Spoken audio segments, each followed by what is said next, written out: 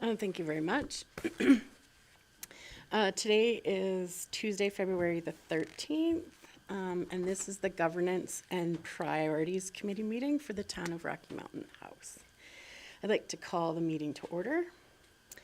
The first order of business is the adoption of the agenda. Is there any items that need to be added or changed on the agenda? Seeing none, I'll ask for a motion. Deputy Mayor Caprero? Thank you. I will make a motion to adopt the agenda, Governance and Priorities Meeting Agenda for February 13th, 2024. Thank you very much. There's no further discussion on that item. I'll call that to a vote. All in favor of that item? And that's carried. Today we do not have any delegations, so moving forward to the adoption of previous minutes. So this is for the Governance and Priorities Meeting minutes of January 9th of 2024.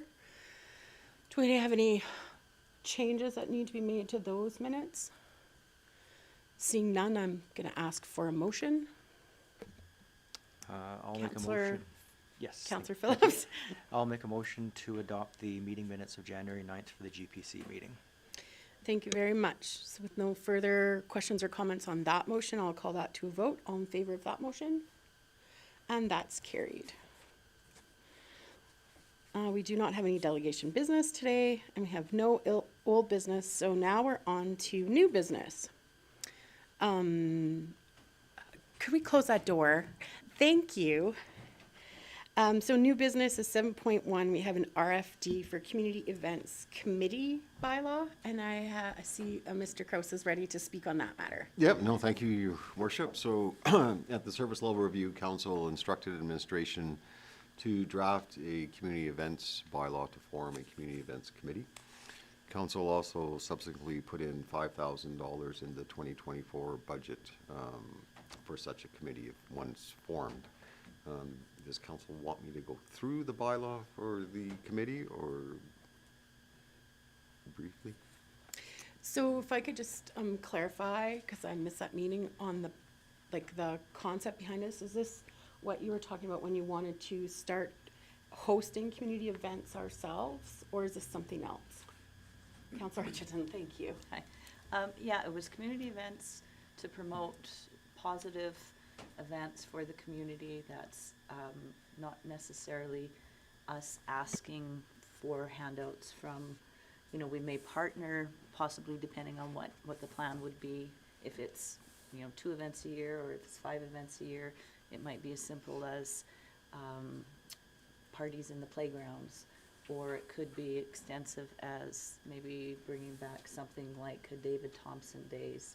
Of course, the committee would be the ones to make those recommendations and then of course come to council, but not to compete with any of the community events that we have, but to enhance community spirit, so that it could be in conjunction with, for instance, Canada Day is out at the historic site. Some people may not have access, not be able to get out there. Maybe it's a small hot dog and cake at the Oval with music or something, but again, not competing with the events that we have in town, but to add more to enhance community spirit. Thank you very much. And I just had a question. So I see the community grant policy is coming up. Would it reduce the community grant policy? Because that's the one that we support events that are already happening. Councillor Hutchin or Councillor Phillips? Yeah, we had, so there's no financial impact for creating this committee because that $5,000 was taken out of the large grants. So the grant that was reduced from 30 down to 25. So there's no financial impact on the budget for this or creating this. Thank you for the clarification. So back to Mr. Krause's. Do we want to go page by page, or does somebody? How do we want to go through the policy? Mr. Councillor Schiffelt. Your Worship, if I could, and make a suggestion that I got some remarks I'd like to make. I think we should just walk through it, and if anybody has questions, we toss them out there, and then if it needs some tweaking, it can get tweaked, and then we can go forward from there is my suggestion. So Okay, so Mr. Kraus, will, with that, let you go forward. Okay, thank you, Your Worship. So in the bylaws, so just starting in section 3 is the establishment of the committee and the responsibilities of the committee. So if you look through it, they create an annual plan for community events. And they organize and hold those community events in accordance to that annual plan. One thing, you know, that this committee or this bylaw emphasizes is this is a working committee, that it's up to the committee to find volunteers and so forth for these events.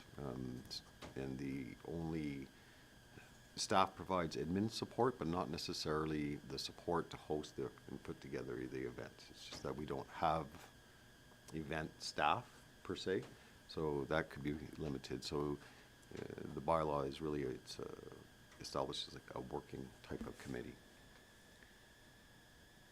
I see already we have a question from Councillor Chappelle. Thank you, Your Worship, and to Mr. Kraus.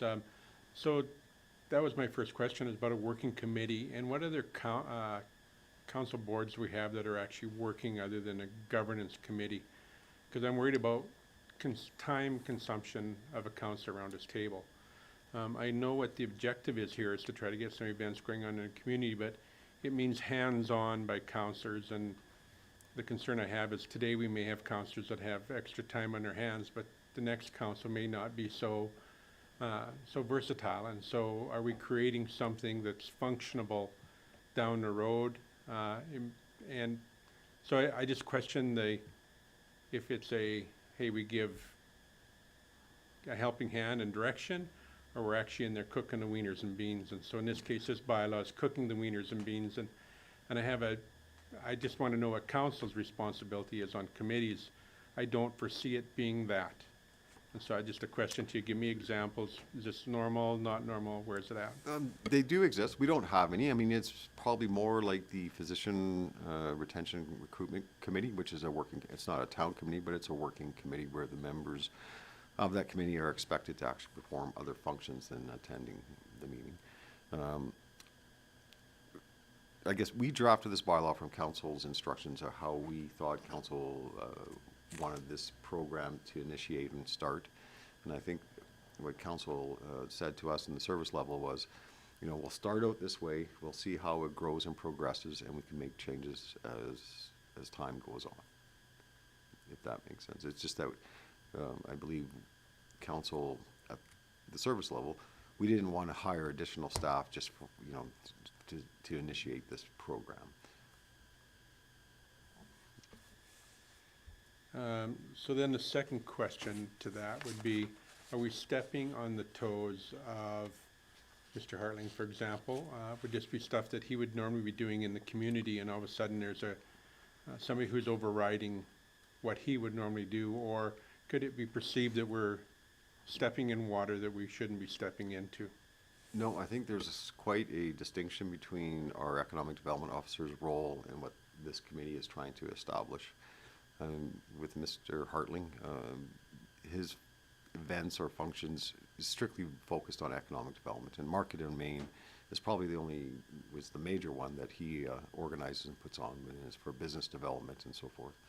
I mean, I can't speak for council members here, but my understanding is this committee is just for community social type events. If council wants to elaborate on that to make sure I hit the mark on that.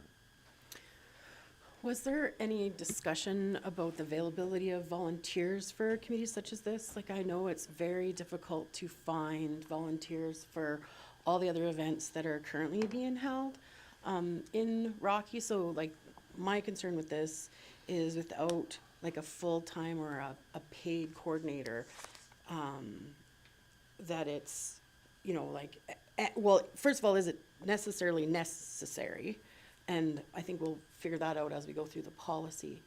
I get that we want to, you know, promote community events and drive some of that warm and fuzzies, but I mean, there's lots of events that we're already having that we could just support. So I think we can.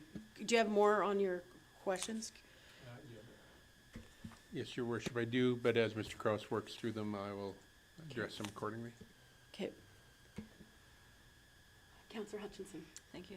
I think when I did some research on this and with other municipalities that had the same sort of programs in place, you know, the bottom line is about the town giving back to the community and developing a positive culture for our town. Like I said, there's so many things that are going on that are expected to have donations from businesses and putting it on. This would be in the entirety, the town giving back to the community, saying thanks. And again, you know, depending on what the committee, and I've had a lot of positive feedback from people saying that they would love to be part of something like this. And again, depending on where it goes, it might start small and it might just be, again, we talked about light up, the tree light up at the Lusopit. It's minor, but it's something that we could make into an event for people to bring their families out. There's hot chocolate, there's music playing, the trees get lit up, and then they go over to the parade kind of thing. But it's just something that we as the town are giving back to our community. So I think we'll proceed. Mr. Kraus, we're on page 2 still. Does anybody have any other questions about page 2? Mr. Kraus, did you want to continue then? Sure. So section 4 of the bylaw is membership and term. So what we drafted was a committee of 7 people, where 2 would be council members and 5 public members. That's of course up to council. An appointment for 2 years for the public members, and then it'd be annually for council members to determine at each organizational meeting. The committee of the chair would be a council member that's appointed by council. And I think that's it for, you know, really sums up membership and term. If council has any questions. Oh, I see Councillor Schpelt has a Yeah. question, and I'm wondering if it's the Thank same you. question as mine. Thank you, Your Worship. I just, to Mr. Kraus, I think 4.4 just needs a bit of tweaking, because under definitions, it says, first, we're appointing 2 people, and under definitions, it says we're appointing the chairperson. And then 4.4 says the appointed council member shall be the chairperson, but we're appointing 2 people. So I think it just should be, just a play on words in there, but it should be more clear that the appointed chairperson by council in there. So Yeah, I- to clarify, one would be appointed by council at the organization Correct. meeting to be chair. Yep. Okay. just a play on words, so. Or would we do an election on the first day of the council meeting to say which one of the 2 council members would like to be the chair with the group? Sometimes we do that, right? Which, does it matter? It doesn't matter, it's up to council. It's either the committee can pick the chair, and it doesn't have to be a council member, that's up to council. It could be a public member too, we just have to redraft it accordingly. It's whatever council's preference is. I like on policing committee, we vote somebody in. Are you, what do you think of, what does anybody think of that idea? Do you want it appointed, the chair, or do you want it elected from the board? Councillor Schpelt, you have Thank your you, light on. Worship. If I could, I just want to make a comment regarding to, Mr. Kraus said originally, this is a starting point. Down the road, we can make changes. So I think in this case, as long as we have clarity in what we have in front of us, if down the road we think that it should be a public member at large who's appointed the chair, then we change the bylaw at that point. So just to address the wording on 4.4 then. 4.4, yes. Okay. Mr. Kraus, I think we're done on that Okay, one. so on section 5 is just meetings and quorum, so minimum 4 meetings per year for the committee. And then, of course, just the normal quorum type of clauses in the bylaw. So section 6 is just. Sorry, Oh, sorry. Sorry, yeah, go ahead, Councillor Your Schmidt. I Worship, was to Mr. Kraus. reading along. Yeah, typically the summer is going to be the busiest time I would anticipate for doing items. And we have in this that there'd be no meetings in July and August, and I think that may not need to be in there. I think if the group decides they're not going to have a meeting, that's okay. I don't think it should be in the bylaw. understanding it's likely going to be the busiest. You'll need a meeting then to, in order for the event. Correct. So I'm just thinking it just needs to get taken out of there. Sorry. That's 5.1? Yes. Button wasn't working. Oh, sorry, go ahead, Councillor Sorry, Phillips. Just Did having you, technical difficulties with the button. So I know the vast majority of our committee meetings don't meet in July and August. More for, people are gone in July and August typically for holiday months. I do like that it says in here, if a special meeting's needed, it can be called by a majority of the voting members in writing. I don't know if we need to change it, because if there's a need to have a meeting, there can be a meeting, but typically most committees don't meet in July and August. but then you would be going against the law, the line before. So we just remove it. We don't have to hold them. But how could you say we'd like to have a meeting, but then the 5.1 says you're not allowed to hold them? So just removing it, you don't have to have the meetings in July and August. But by removing it, you're allowed to have a meeting in July and August. Does that make sense? It does. I think either way, it's correct either way, so I'm fine with either way.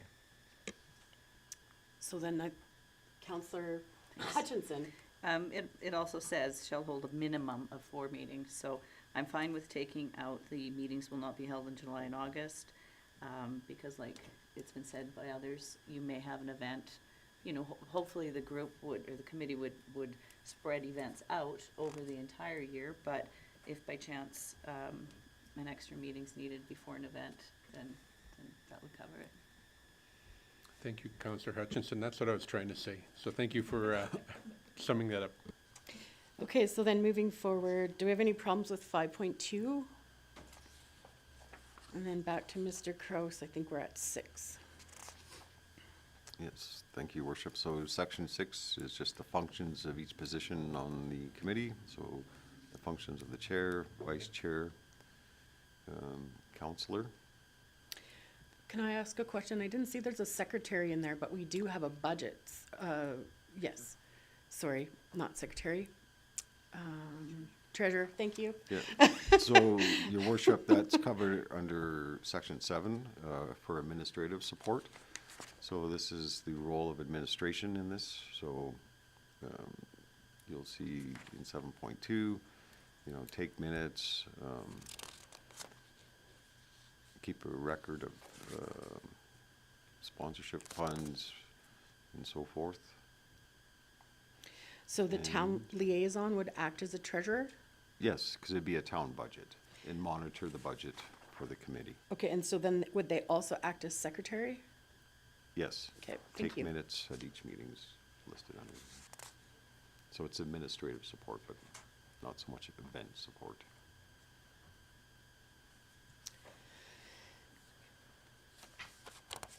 Do we have any more questions? That's the end of it. There's no sort of, so there's no sort of like terms of reference or scope. This is just for establishing the committee. And then the terms of reference would be determined by the committee? No, Your Worship, so basically section 3 is the terms of reference. It's what the committee is responsible for. So it doesn't really say like the vision in the terms of reference, like Councillor Hutchinson described. Would that be something that was just determined by the group? Like it doesn't say that it's supposed to like, do you know what I mean? It just says plan a community event. So, Your Worship, if you go to the beginning of the bylaw in the whereas, so whereas council wishes to establish a community events committee to advise and actively participate in the creation, coordination, and promotion of community events that showcase the town of Rocky Mountain House. So that's the purpose of the committee. So that's the entire scope? I'm just trying to Yeah. clarify that it's pretty broad. If I got put on that committee, like it would be hard to find Yeah. like what project we were gonna do Yeah, or, Your Worship, and the bylaw is written pretty broad to give a lot of discretion to the committee what type of events they would like to create and hold. okay.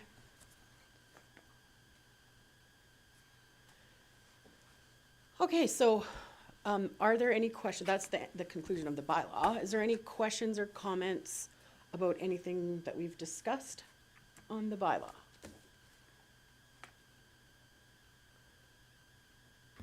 Counselor, sorry, Deputy Mayor Caprero? Thank you. I just wanted to say that I'm in favor of this. I think this would be a great thing for our community. Anytime you get a chance to create community spirit and help it and show members of the community that, you know, we appreciate them and we want to do something for them, I think that's a positive thing. I would like to say that it is looking for 2 council members. I would be interested. If we do go that direction, if council would consider approving me to be one of them, I would very much appreciate it. I think we're just talking about the thing, and then that would happen at the organizational meeting, right? I'm not sure. It says that in the bylaw. Yeah, so, your worship, if council passes this bylaw, they have created the committee. So at the council meeting that council passes the bylaw, we'll be asking council to appoint 2 council members. So, I have some questions about the budget, so, and about the community members. So is this a paid position then? Out of the $5,000, would the 7 members, so for council, it would come out of our committee budget, and then, public members, and 3, a maximum of 5. So up to 5 public members, would they get paid for meetings with this policy? Does it have any? Your worship, it's not drafted for the volunteer community members to be paid. So, okay, so that answers that question. And then for legislative time, it's gonna come out of their regular budget? Like the support staff, For the administration. administrative support, it it'd comes be out of part- Yeah, the regular budget? Yeah. The regular town budget, not Yes. out of the $5,000? that's correct. So,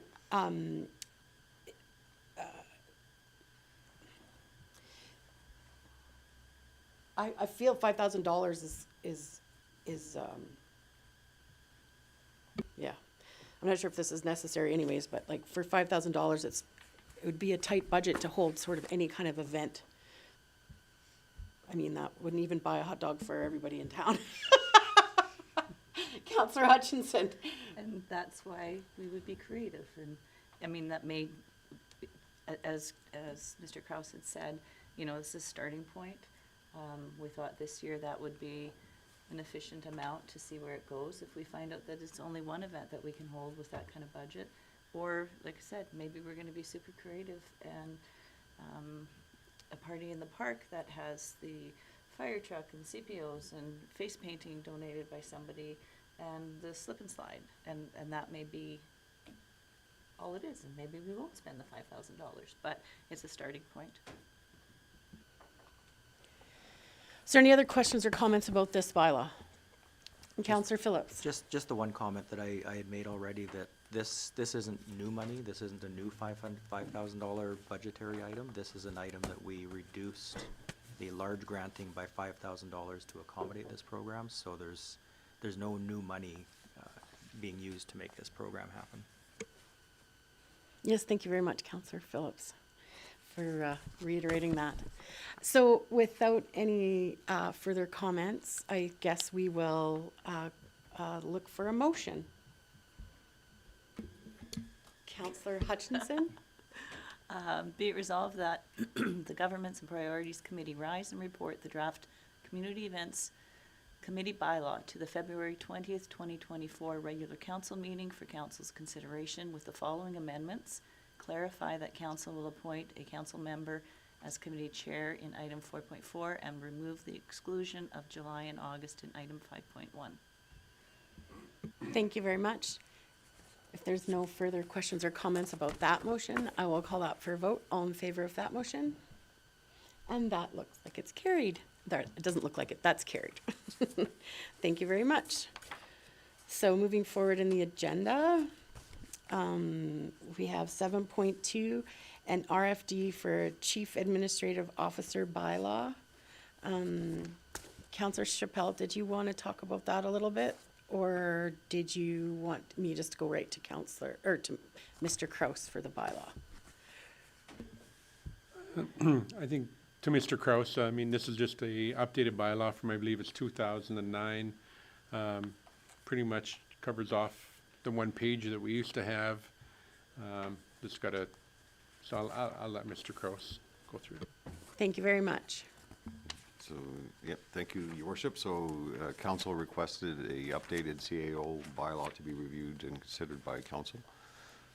So that is being presented today. So really, in a nutshell, and I can go through it though, what the bylaw does is take the responsibilities in the MGA for the CAO and kind of just condenses them or compiles them into a bylaw, so it's easier to read. So basically, the 2009 bylaw, even though it's one page, says the same thing because there's just one sentence as per the MGA. So, but if council, do you want me? I can run through this quickly if council wishes. I think that would be Okay. suitable. So just starting in section 3, so that's the appointment. So the MGA requires council to have a bylaw to appoint a CAO. So section 3 establishes this.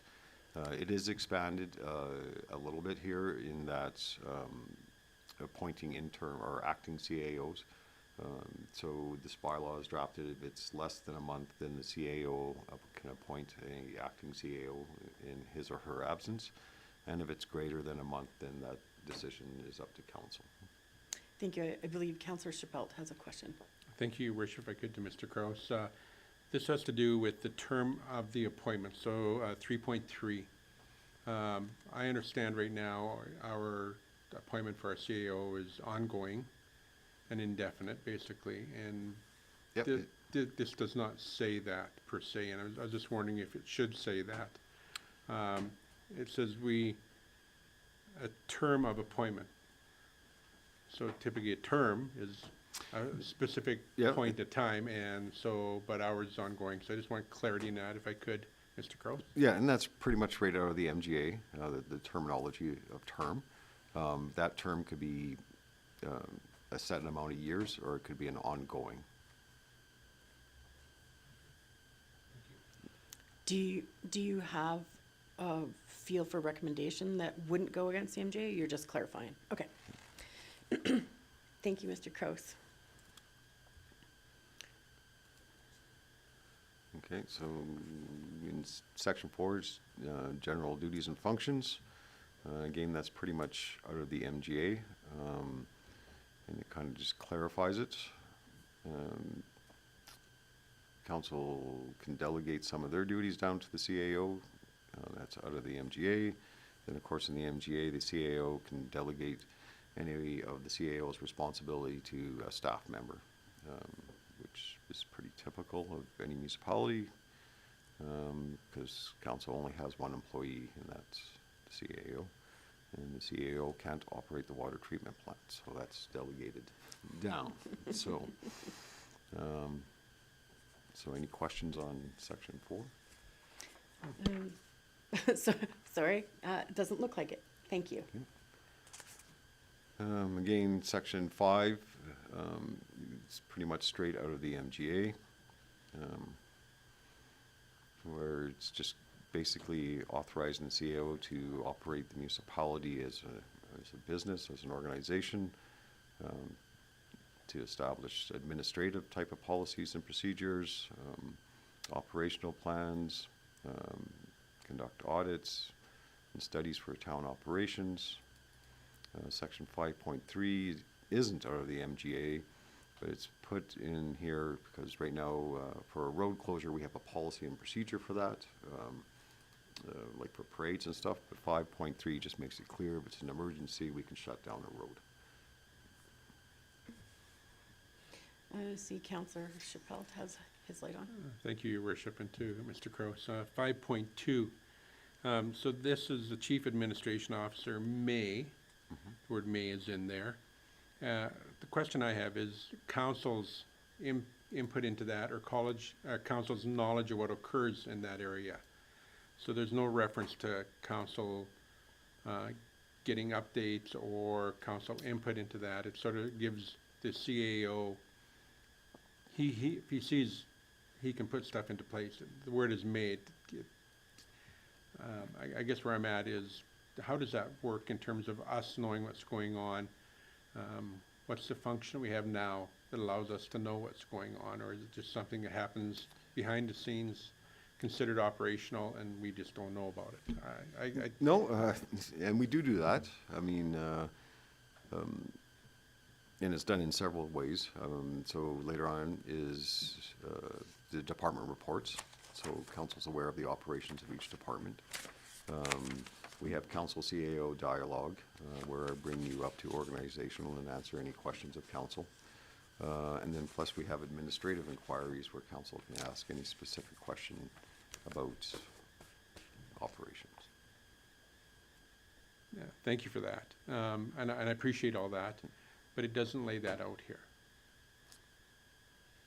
So right in the MGA, I'm required To do that? To do So it that. doesn't need to be in here?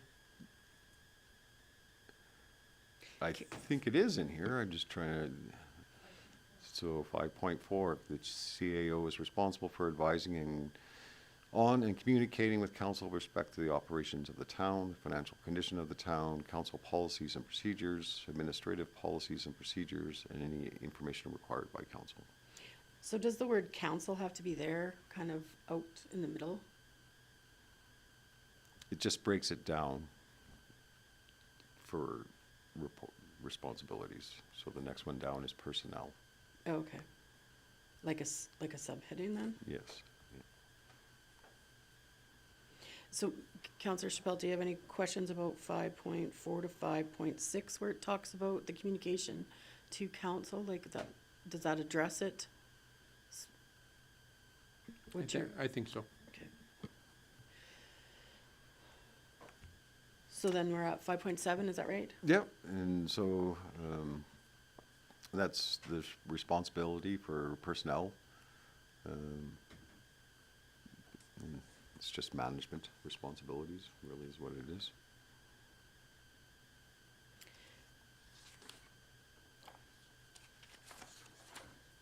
The next one down is for responsibility for the members of the public. So it just establishes the CAO is the head of FOIP, and of course, I delegate that down.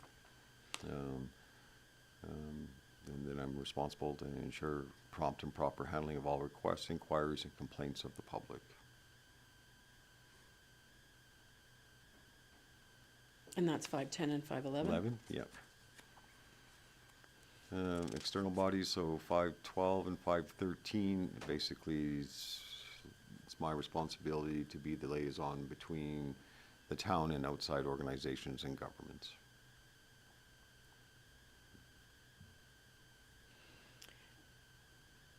And so it doesn't really say in here how that works in conjunction with the mayor,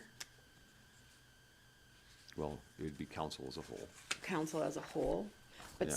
some of these duties also like reflect specifically the roles of the mayor.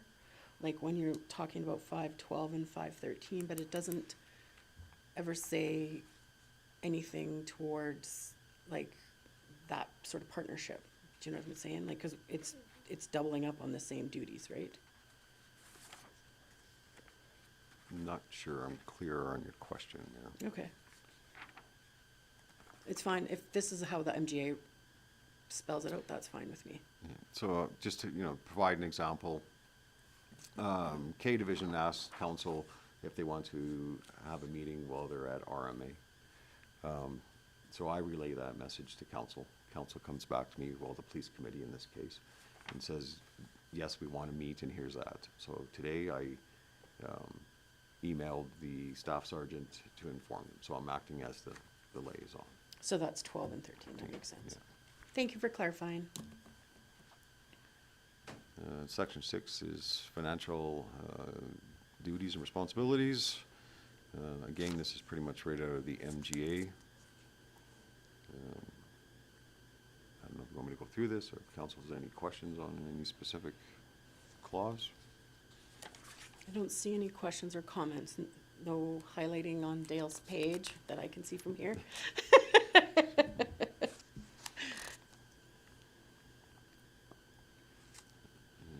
Section 7 is legal duties and functions. So this just clears out, as CAO, I can enter into contracts, agreements, and transactions for the operation of the town. Authorized to sign the minutes along with the mayor and bylaws. Mr. Kraus, I have a light on. Okay. Counselor Phillips? Yes, thank you. Under section 7.5B, for retaining and instructing legal counsel on matters, just, this is just based on what, what has kind of happened a little bit.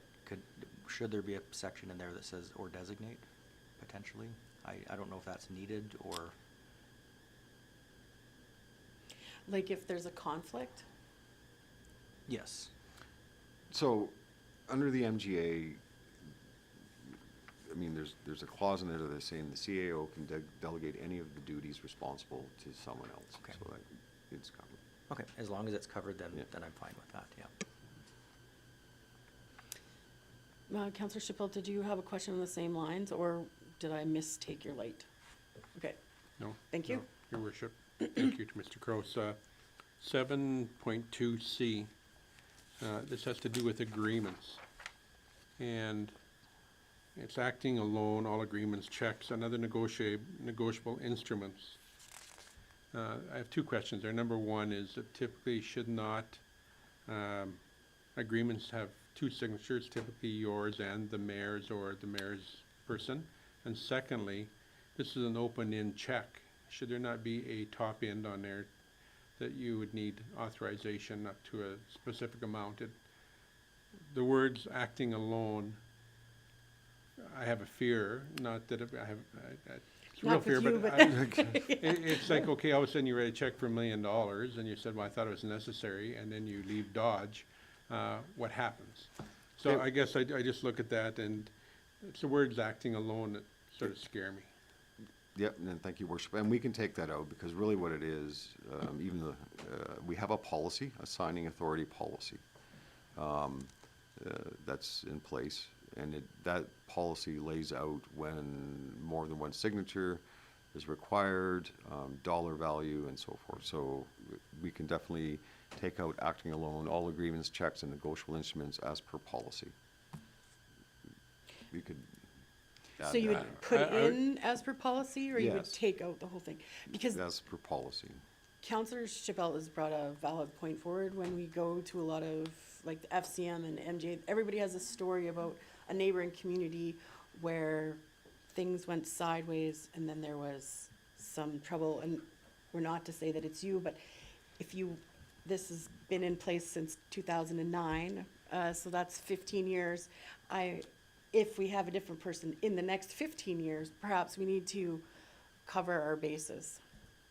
Counselor Chappell, is that sort of what you're looking at? Your worship, to Mr. Kraus, I agree totally. If we take it out, I'll feel much better. If there's a policy in place, I even feel that much better. So it's already been looked after. This is sort of redundant or a mute statement in this policy or in this bylaw. So removing it would make sense, and I'd be in favor of that. Removing the whole The whole C. C, or just putting all agreements, checks, and negotiable instruments as per policy? I think the latter makes more sense. Did it backwards. Sorry. You shut your light off and then you talk? Oh, sorry. Sorry. Sorry, I Button meant your press. light is off. The latter, please.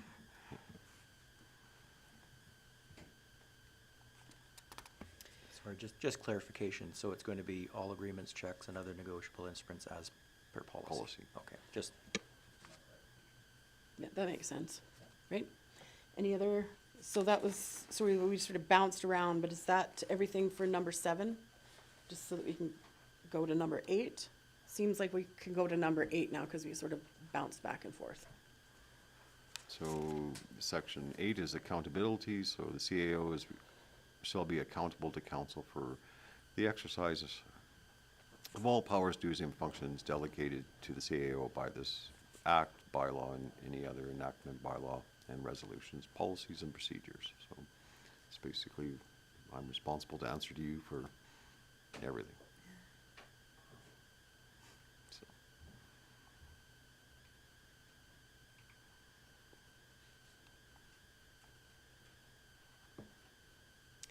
I'm fine with that. So 9? Or did we, Well, was that? 9's conflict of law, so this bylaw in some ways conflicts with the MGA. The MGA takes precedent, so. Okay, so would this represent a job description then? Or would a job description be something that would be attached to something like this, like Schedule A? The job description wouldn't be attached to this. Okay. Because that can change over time, right? Council can change the job description, but you'll see they work in unison. The job description will probably, well, it does say pretty much everything that's in this bylaw, the responsibilities, so. So my question is because we've updated this bylaw to follow the MGA, does the job description that kind of works in parallel with this, does it need to be like reviewed, or is that, because, Yeah, no, it's actually probably good timing. Council's doing the CAO evaluation, which you should be reviewing my job description as part of that evaluation. yes, we should be. And if it needs updating, Yeah. because it predates it hasn't been changed since I came here, so. we And can- it, like you said, it should reflect parallel to this document, right? Yeah, And so you wouldn't do a Schedule A and see Schedule A no, because for, job descriptions can change and you don't want to do it through bylaw. okay. So would we mention that there is a job description that could be like that, No, it'd be the opposite. The job description would Refers to the bylaw? Would reference the bylaw. okay. And then in here, could we put a bylaw that says the job description would be reviewed in a certain period of time? No, I think that would be in your CAO evaluation policy, not, CU evaluation policy? not bylaw. Okay, thank you for the clarification. Does anybody have any other questions or comments about the bylaw? And I know the MGA has been going through a bunch of changes. Have you seen any notices that this would be a portion of the bylaw, the MGA that's going to be looked at? Like they, once in a while, they'll say, we're gonna be looking at this part, like, and then because remember, we didn't order the bylaws that one Yeah. year because, or the booklets, because they've been changing it so much. Yeah, no, they just amended the MGA in December, actually. And they've given us no indication of any future upcoming Concerns. amendments, yeah. Okay. Thank you for that, because sometimes, like, I'm just curious, because sometimes that happens when we're in the middle of doing a bylaw, that the MGA is changing and then be futile work. So, I see no other questions or comments. Counselor Phillips, did you want to make a motion, or did you have a Yes. comment? No, I was You'd like to going make a motion now? I was going to make a motion, yes. Perfect. I'd like to make a motion that the Governance and Priorities Committee rise and report the draft CAO bylaw to the February 20th, 2024 regular council meeting for council's consideration with the following amendments. To amend item 7.2C to read all agreements, checks, and other negotiable instruments as per policy. Okay, does anybody have any questions or comments on that motion? Seeing none, I'll call that to a vote. All in favor of that motion? And that's carried. So thank you very much. That concludes 7.2. So moving on to 7.3, the community grant policy. Mr. Kraus, did you want to take that one again? Yeah, You're doing a no, lot of talk in this meeting. Yeah, your worship, it's pretty much, yeah, my talking meeting.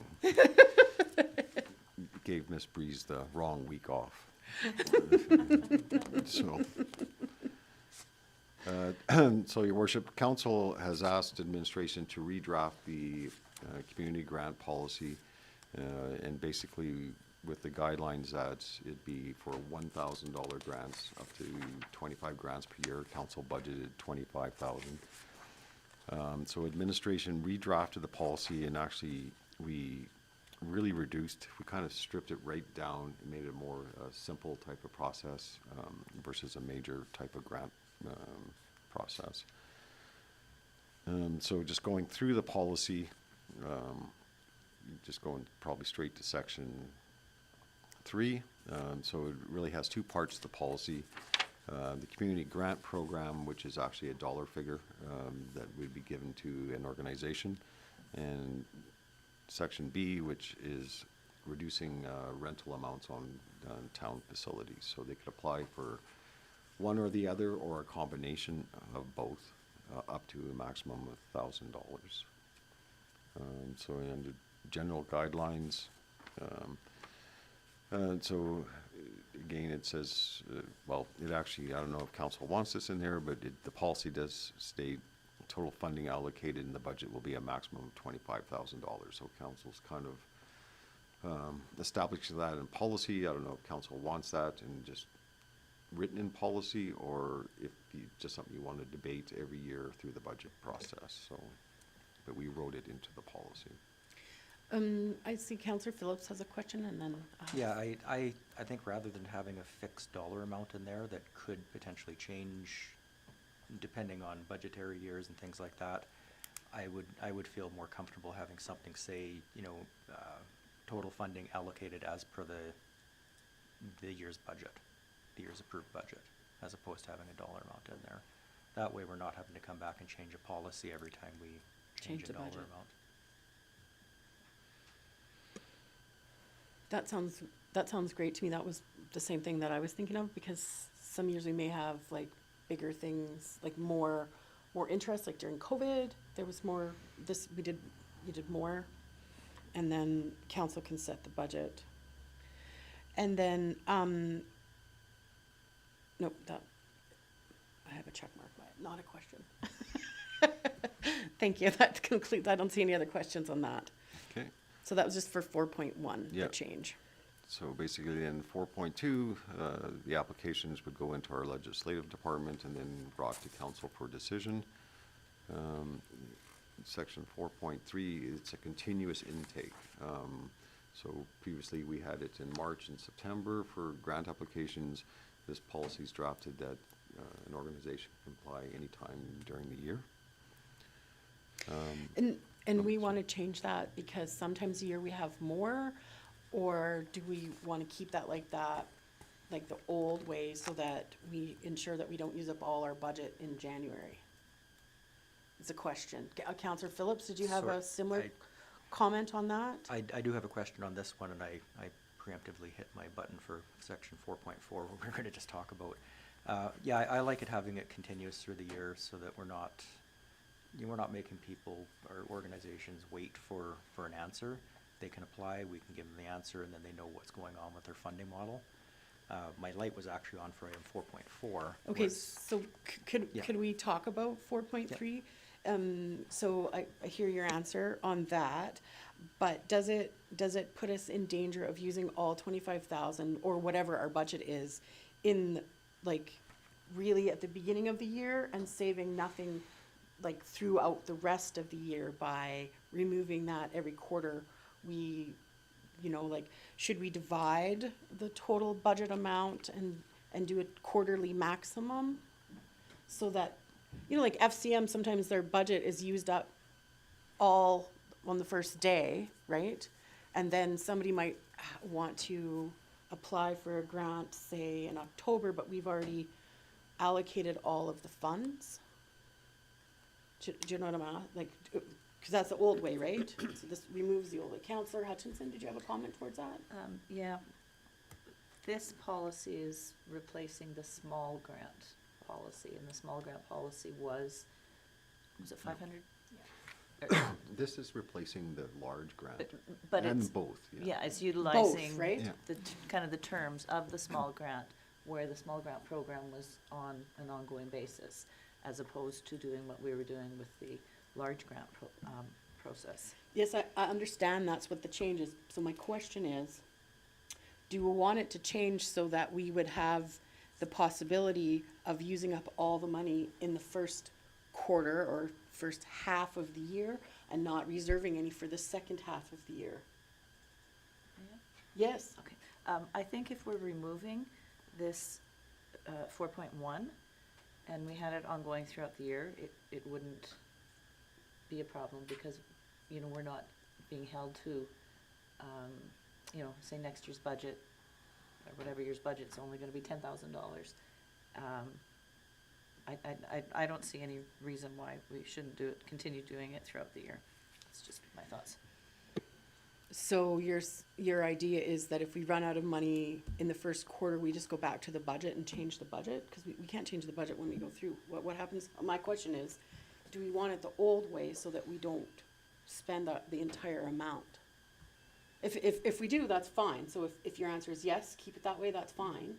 That's my question I'm asking for the group.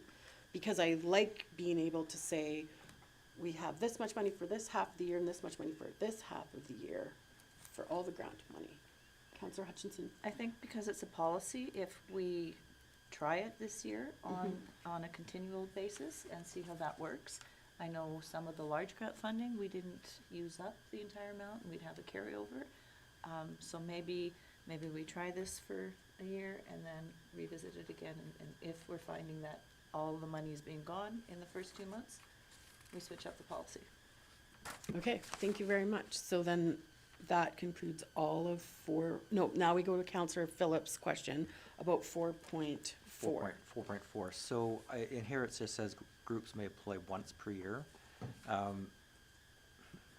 My only concern about that is what if we have 12 approved grants, we spend $12,000 and then there's nothing for the rest of the year, but there happens to be a community nonprofit group that has a second event that would fit into this category. I don't think we should just say once per year. I mean, obviously, once you've received once, someone that hasn't received money will probably get a higher priority over the ones that have received money. But I would hate to limit ourselves to say once per year when there's a deserving community group that may put on 2 events per year and there's money in the budget that we believe both events are valid. So I would like to see that maybe go to twice a year as opposed to just once a year.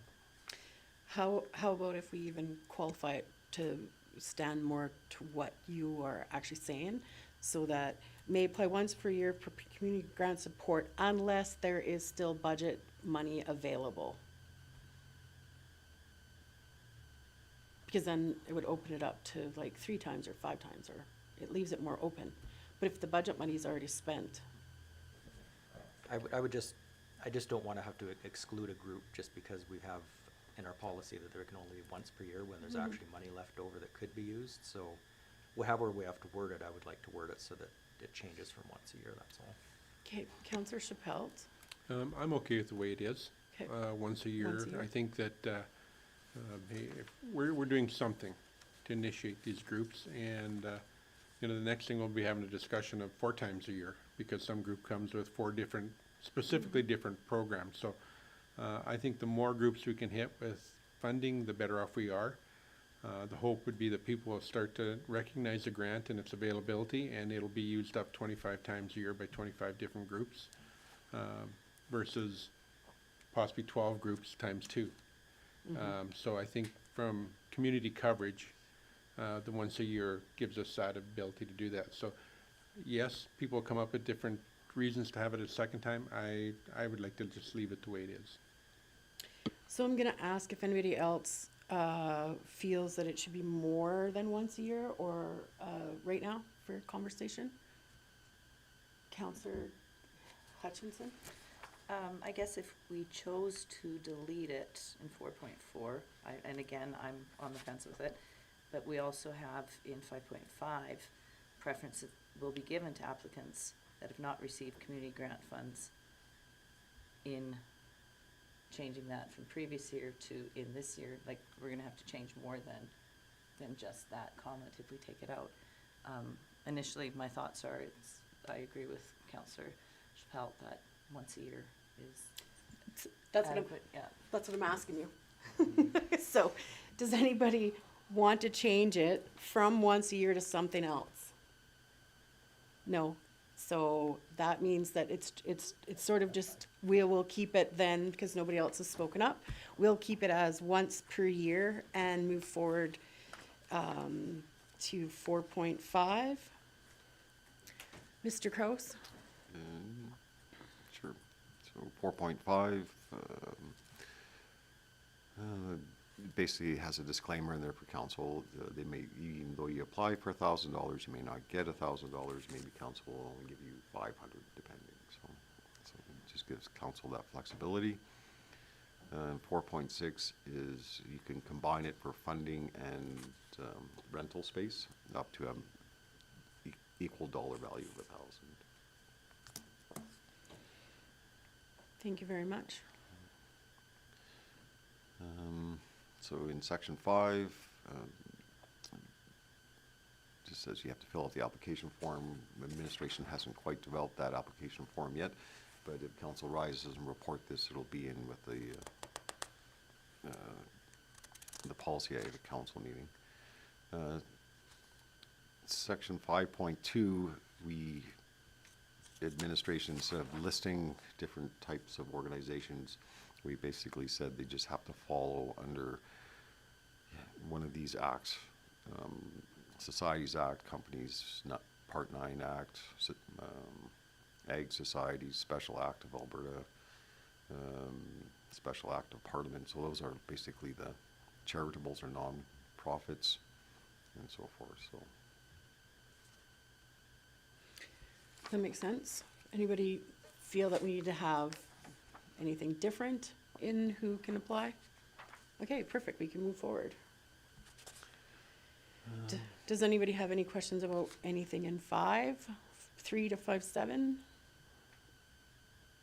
Mr. Kraus, is there anything you wanted to point out? Just, yeah, your worship, I'm just trying to.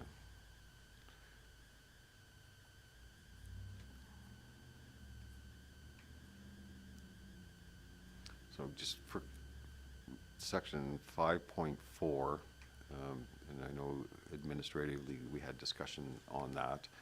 And we wrote it so basically it's organizations that operate within the town and or offer a benefit to the residents of the town, residents. So it could be an outside organization that applies then, as long as the residents of the town can attend or have some benefit for it. So, for example, that we got asked for the other day, and maybe this is why it came up, was Caroline's having a poetry festival that would possibly benefit Rocky Mountain House. Rocky Mountain House residents would attend that. They would be then able to apply for that if it's held in Rocky, or only if it's held in Rocky, or if it's like for 5.4. So like Caroline's having it, it's being held in Caroline, Rocky people can go to it. Well, I don't think that was what triggered our thoughts, but it was like an event at the North Saskatchewan River Park, not within town, but our town residents would benefit. Maybe it's an event at the historic site. Council could still give a grant for an event going at the historic site and so forth. So we tried to make it, with region in mind, I guess. Okay. So, but I leave it up to council if that's the direction they want to go. So could we qualify and say that it has to, within the town of Rocky Mountain House or Clearwater County, rather than being it really open? So what if somebody wanted to go and have a bunch of Rocky teams were going to Edmonton for a tournament, and they're a non-for-profit, right? It benefits Rocky people, but it's in Edmonton. Do we want to limit it to Clearwater County and Rocky Mountain House? It's a question. What do you guys think? Counselor Phillips? Yeah, I mean, the intent of this bylaw is to grant for local events, local things. Okay. I definitely think an event held in Edmonton would not fall under this criteria at all. Okay. I'm just wondering if we have to, I'm all about clarity, because then we have to make the decision on a Tuesday after we've done 7,000 other hours of stuff. Like, you know, it's just it's a question. We don't have to decide it now, but I've been asked that. I've been asked in the last month if the town of Rocky Mountain House some way could support the Caroline poetry event, the cowboy poetry event.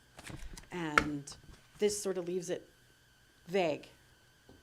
And we have been asked before if we would sponsor teams going to tournaments, right, out of town?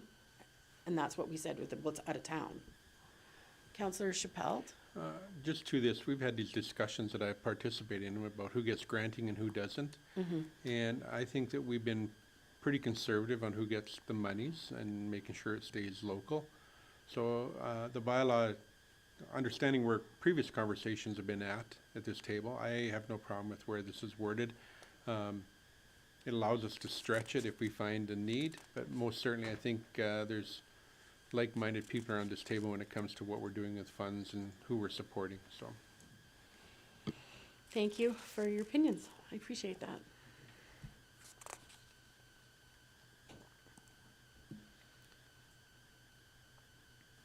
Okay, Yes. so moving to section 6, it's just the reporting requirements, so that's just for the organization to report back to us how they use the funds and make sure they follow the grant guidelines, and then we can advise council about it.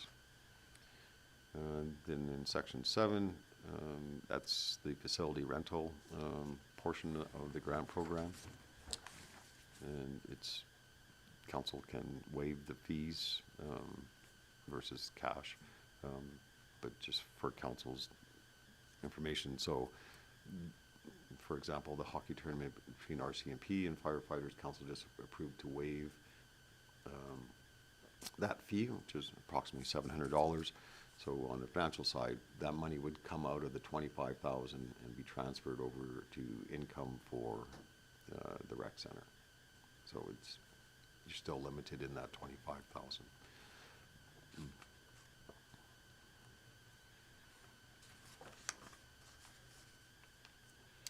So that Yep. concludes everything that we needed to look at. Does anybody have any questions following that?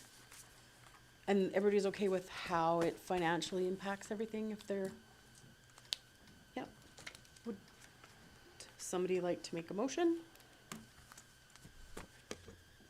Counselor Phillips. I'd like to make a motion that the Governance and Priorities Committee rise and report the draft community grant policy to the February 20th, 2024 regular meeting with the following amendments. To remove the dollar value of the total funding allocated in the budget item 4.1. Thank you very much. Are there any other questions or comments about that motion? Seeing none, I'll call that to vote. All in favor of that motion? And opposed? And that's carried. So moving forward in the agenda, we are now at Town Rocky Mountain House support funding policy, is that right?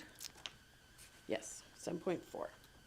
Mr. Kraus. Okay, so thank you, your worship. So council has asked administration to draft a policy for the funding of organizations that we do through our operational budget. So these are typically organizations the town funds on an annual basis for operating costs. So it's the Medical Equipment Library Society, Victim Services, Health Professionals Engagement Committee, Compassionate Care, Historic Society, Kinsman Float, and the Kamakawi organization. So we drafted a policy for council's consideration. And just to quickly go through the policy.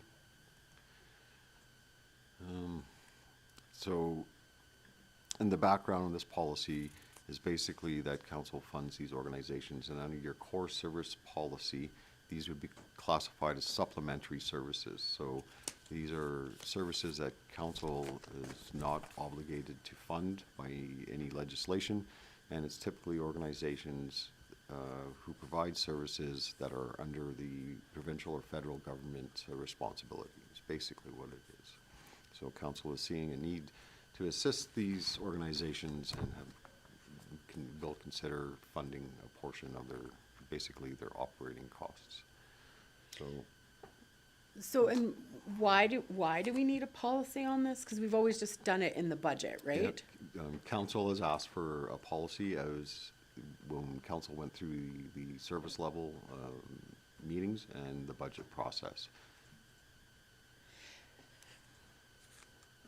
And I don't feel that it gives a lot of, like, framework for how to choose. But Councillor Hutchinson? Kind of off topic, but, so for example, the Kinsman Float, under this, we've already we give them 1,000. Going to the other policy we just talked about, would they still be eligible to apply under that grant policy for $1,000 as well.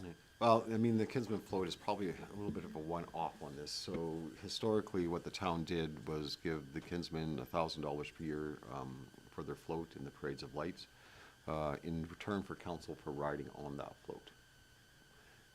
So I think that's shifting a bit now that the town has its own float. So, I mean, that would be consideration for council going into the 2025 budget, whether it stays or not. So we could remove it off of the policy that's currently before us. Well, it's not written into policy. I just give you what's in the budget for this year, so.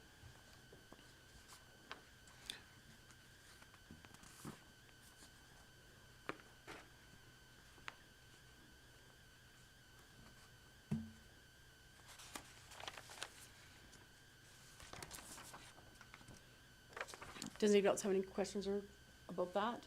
So do we want to go through the policy, or are we okay with the policy as it's written? Do you want me to go through the policy? Well, that's what I'm Yeah. trying to find out. Oh, sorry. Okay. It's pretty quiet in here, so I guess, yes, we have time. We could go through the policy. Okay, so again, just to emphasize, these are supporting services that are supplementary under the core service policy and are generally a responsibility of provincial or federal. So, and you'll see it mostly applies to health and social services. It's basically where those organizations fall. So, just going through guidelines. Again, so if you go to 6.1, and council can discuss if they want this or not, but basically it's saying if this organization is eligible for funding through FCSS, they must go through FCSS and not through the town. So if FCSS runs low on budget, then this policy couldn't help that out. Well, and the reason why it's kind of drafted this way, so FCSS is, they can fund organizations that provide basically a social service. But they cannot fund any organization that provides a health service, because under the FCSS mandate, health is a provincial responsibility.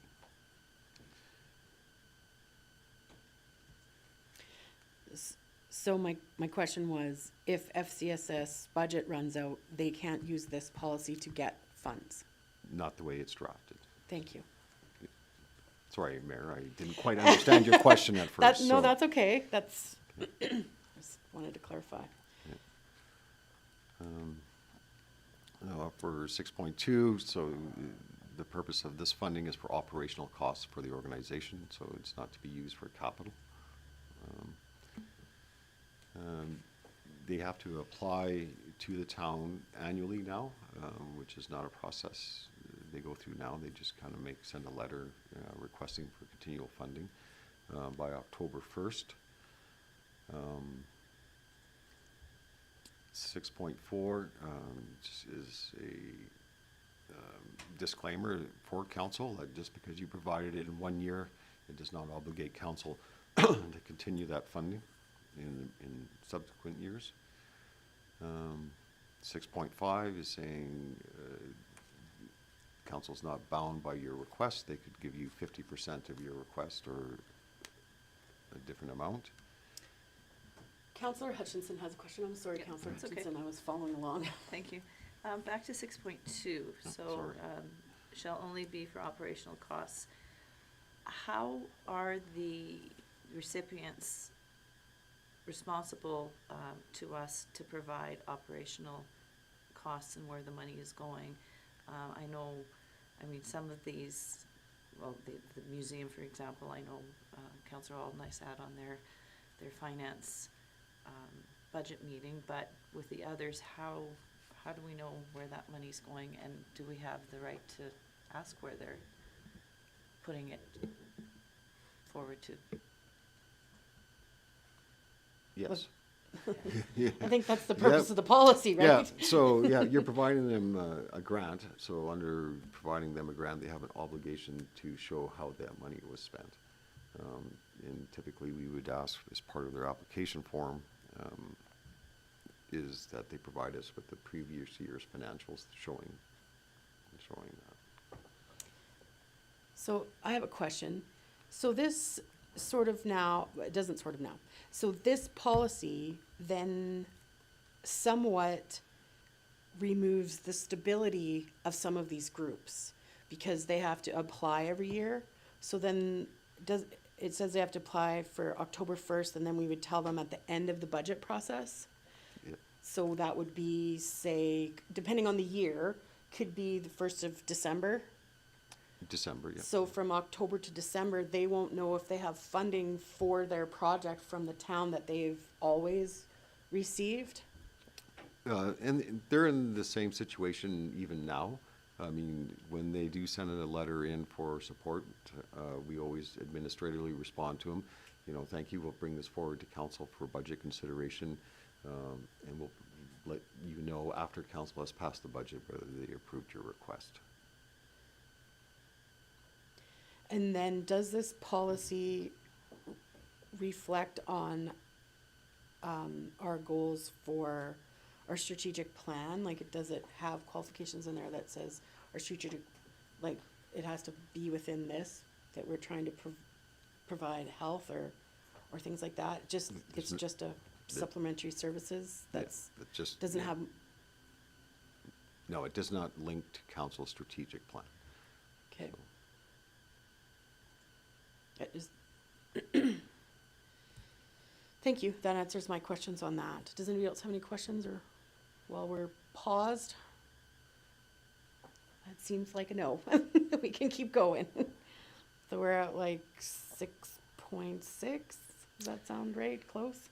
Yeah, in 6.6, your worship, is just guidelines for council, just to have in front of council, I guess, when they're considering these, the requests. So like A is the financial impact on the operating budget and taxation rates, because this is coming from the operating budget. A level of responsibility of another government to provide the services. Level of benefiting citizens within the community. Ability of the organization to find alternate funding. The financial position of the organization. And any other consideration that council wants. So would this be a place where we could tie it to our strat plan and say that it follows the vision that we have in our strat plan for, as listed in our strat plan? Or would that be covered under F? No, well, it could be kind of covered under F right now, but if council wants it specific in there, we can add G. Does everybody else feel like we did all that work on our strat plan and then we're trying to make decisions based on our strat plan? This would just sort of like remind us of our strat plan, when we're making these decisions and tie it all together. Do you have a comment on that idea or on something else? Just on 6.6 or 6.6 in general. Yes. What I envision this allowing us to do is, 5 years down the road or 10 years down the road, if there's financial restraints or financial constraints that we haven't foreseen in today, this allows us to go in and change funding to these organizations because there could be some type of financial hardship on the municipality years down the road. When I go into my reports, council reports, I'll update you on the FCSS model, how we've changed the granting process.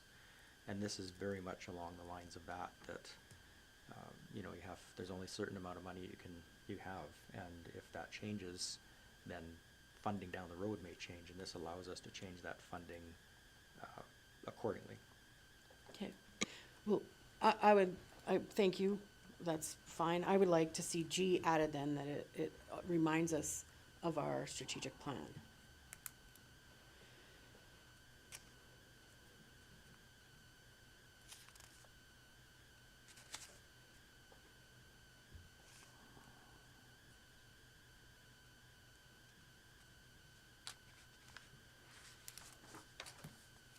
Okay. So section 7, your worship, is just the procedures. So basically, they would apply to the town prior to October 1st. Administration would just review the application to make sure it's complete. Administration would put it on the service level meeting agenda for council's discussion during service level. From service level, we would take direction from council, and if they want us to add it to the operating budget, we would do so. And then the final decision of council is actually in the budget discussions and adopting the budget. And so we don't need a closing date because of once the operating budget is approved in 7.5? You wouldn't have to say you'd hear back by, No, because then that would be binding council to pass a budget, and we can't. A policy shouldn't bind council Okay. because we don't know what's coming up. We might have to go into January. right, depending on the year. Depending on the year, so. Okay. Thank you very much. Does anybody have any questions on the policy as a whole? Seeing none, does anybody want to make a motion?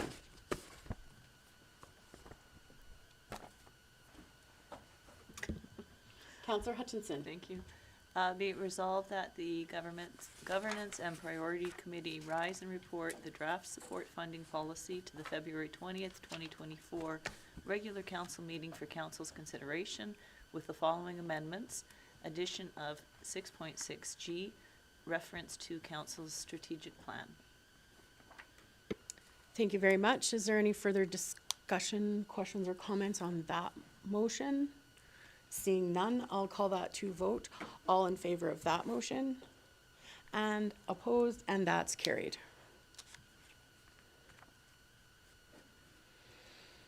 Check mark. So, moving forward in the agenda, the 7.5 council attendance policy. Mr. Kraus. Yes, thank you, Your Worship. So council requested administration to draft a council attendance policy, so administration has done that and is bringing it forward for council's consideration. I will tell you, it was a tough policy to draft because you're drafting it for your bosses. So I'll try to go through it and provide the rationale behind it. So in drafting the policy, we kind of broke it down into time segments for council. So if you go to section 5, and as those time frames get larger, there's just more requirements. So in section 5, it's just if a council member is going to be absent for a meeting, it's just a requirement that you advise the mayor and CAO of the absence of the meeting as soon as you possibly can. Then that way we're prepared, and if it's actually for a committee meeting, administration can reach out to the alternate and arrange for the alternate to attend the meeting. In section 6, it's absent from meetings up to 30 days. 30 days was selected simply because it would cover a 3-week holiday for a council member, right? It's within that time frame. So if it's up to 30 days, again, just advise the mayor and CAO of the absence. The CAO would just. So, Councillor Chappelle? Your Worship, to Mr. Kraus, I can appreciate the fact how difficult this is. The Municipal Government Act relates to 60 days. And so us creating a 30-day period and then a 60-day period and going on, I'm just wondering if we should not, I appreciate what you're saying for the 30-day period. I'm just not so sure we need a 30-day period. There's a couple things in here that are over and above my pay grade, such as changing my phone so it has some kind of recorded message on it, or my computer. I mean, I appreciate what we're trying to do here. In 30 days, I'll be down here and somebody's gonna be giving me lessons for some of this stuff. I guess I just question the need for the 30-day portion here. I just wonder if we shouldn't go straight from notice to if it's 60 days, like the Municipal Government Act. Why we, I just throw it out there, why we create that 30 days. It seems somewhat overkill compared to the Municipal Government Act. We're taking it a step further than the Municipal Government Act takes it. In regards to the 60 days, yeah, and like I say, this is a tough policy to draft, and we're trying to look at all different scenarios. You know, and the 30 days was just, oh, if someone takes a 3-week vacation, that's probably 3 meetings, and that'd be 30 days from meeting to next meeting attending. And we just put in, yep, there should be some extra steps there. If you're gonna be gone for 30 days, please do your out of office on your email and a voice message. So if a citizen calls you, they realize that you're away and don't think you're ignoring them for 30 days, they would know to contact another council member. And that was just the rationale behind it. But this is council's policy. This is council governing themselves in this policy, so it's entirely up to council what they want in this. So I see that Councillor Hutchinson has something that she'd like to say, and so it's seen as it's council's policy. Let's go to Councillor Hutchinson. Thank you. I just think that it's a good practice to have, for clarity's sake. And again, we hope we don't have to use it, but it's in place, it's there, it's not a lot of extra work, but it's being accountable to our fellow councillors around the table, and just for clarity's sake, so that we know if, you know, maybe Len's taking a 3-week vacation, he doesn't come back for 6 weeks, then we start worrying. Councillor Phillips. Thank you. Yeah, I look at this, the up to 30-day portion. I don't see that being any different than working in the private sector. You're taking a 3-week holiday. You know, you send an email and it gets kicked back saying, I'm going to be away from the office until such a day. You try calling them and it says, I'm absent until such a day when I'm back. I like this, it makes for clarification that if someone's trying to get a hold of us and they can't get a hold of us, that they don't think they're being ignored. It's just something that happens. It's pretty, if you need help, Councillor Shippled, I could probably help you. I'm not tech savvy myself, but I probably could figure it out, I think. So, I appreciate that. Councillor Chappelle. Thank you, and thank you to Councillor Phillips for giving me guidance in the future, hopefully that I'll never need. And Councillor Hutchinson hit on something we hope we never need this policy, and Mr. Crowe said it's been a difficult policy to write. The question I have, is it a knee-jerk reaction to a situation that occurred, and do we need the policy to begin with and to spend the time on it? Is it circumstantial to what has occurred, and do we need to have it, I guess, is a question I have. I just put that out there because I go like, I can appreciate how difficult it is, and we're policing ourselves. And I mean, some of this stuff is common sense in here, which I appreciate. And I don't know if we need it. Is it a knee-jerk reaction? I see Councillor, oh, no. Yes, Councillor Hutchinson. I appreciate what you're saying, Councillor Chappelle, but, I mean, the work's already been done. It's like you said, pretty common sense stuff that's under the 30 days, but it's done, it's here, if it's in place. We all know what the procedure is if we're going to take up to 30 days, which we all have. If the need comes upon us, it's there, and we just follow. It's pretty simple. I'll help too. Councillor Chappelle. Your Worship, I appreciate counsel. I'm going to get lots of help. So in this document, it also says that it gives council the ability to do stuff, as ask for verification and stuff. And so one of my questions to Mr. Kraus would be, Alberta Human Rights, OH&S, Employment Standards, they've all got rules, and we know when we're employers what we can and can't ask of employees to do. And some of the stuff that's in here, I question whether in fact we can actually legally do. And so when I read stuff in here where it basically opens it up that council can do whatever they so choose should somebody be gone for specific periods of time, really opens it up to a possible liability. So the question is, do we have the ability to request and ask and give ourselves this much opportunity to do whatever the heck we want to do, understanding there's laws out there that don't allow for some things to occur. Okay, this is where it got tricky for me in drafting this policy. So we're really in section 7 right now, where it's the absence of meetings up to 59 days. And in it, because it's going to be an extended time, councils has the opportunity for more consideration, right? And I'll just go through it and provide you the rationale. The council can consider passing a resolution approving the absence.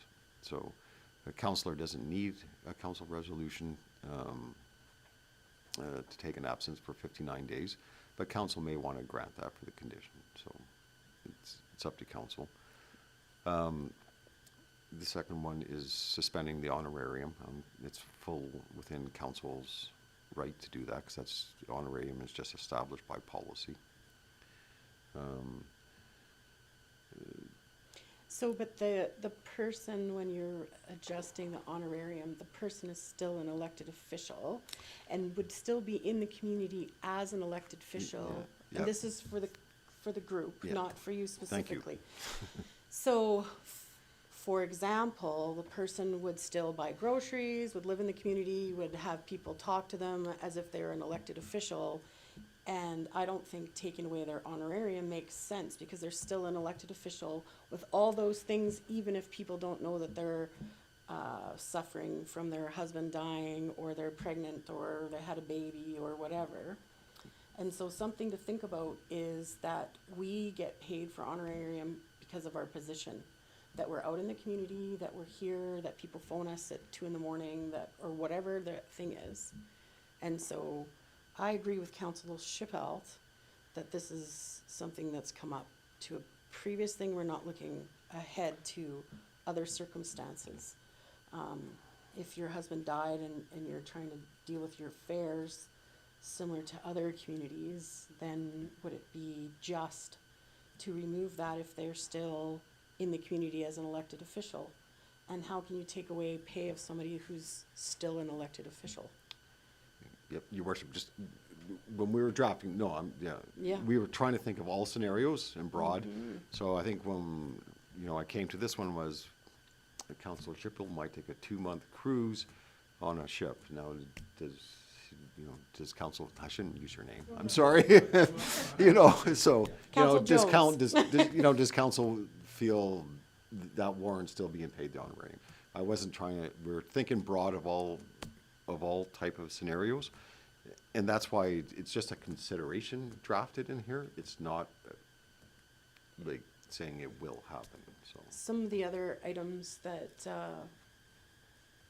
brings to mention, if somebody's on sick leave, it might be a personal issue, might be a mental health issue, it might be a variety of issues that they don't want necessarily given out to the public. If they're on a 2-month cruise, they certainly don't want that publicly announced, because you can't even put it on Facebook that you're on holidays or your insurance isn't covered. So I think that policy or that portion. The other thing is if you are on sick leave from, say, the school division as a teacher, you're not allowed to phone anyone in that, either counselor members, like members of the school board, or other members of staff are not allowed to even phone and say, are you sick? What's wrong? Are you okay? Because it's infringing on their human rights, you're allowed to be sick.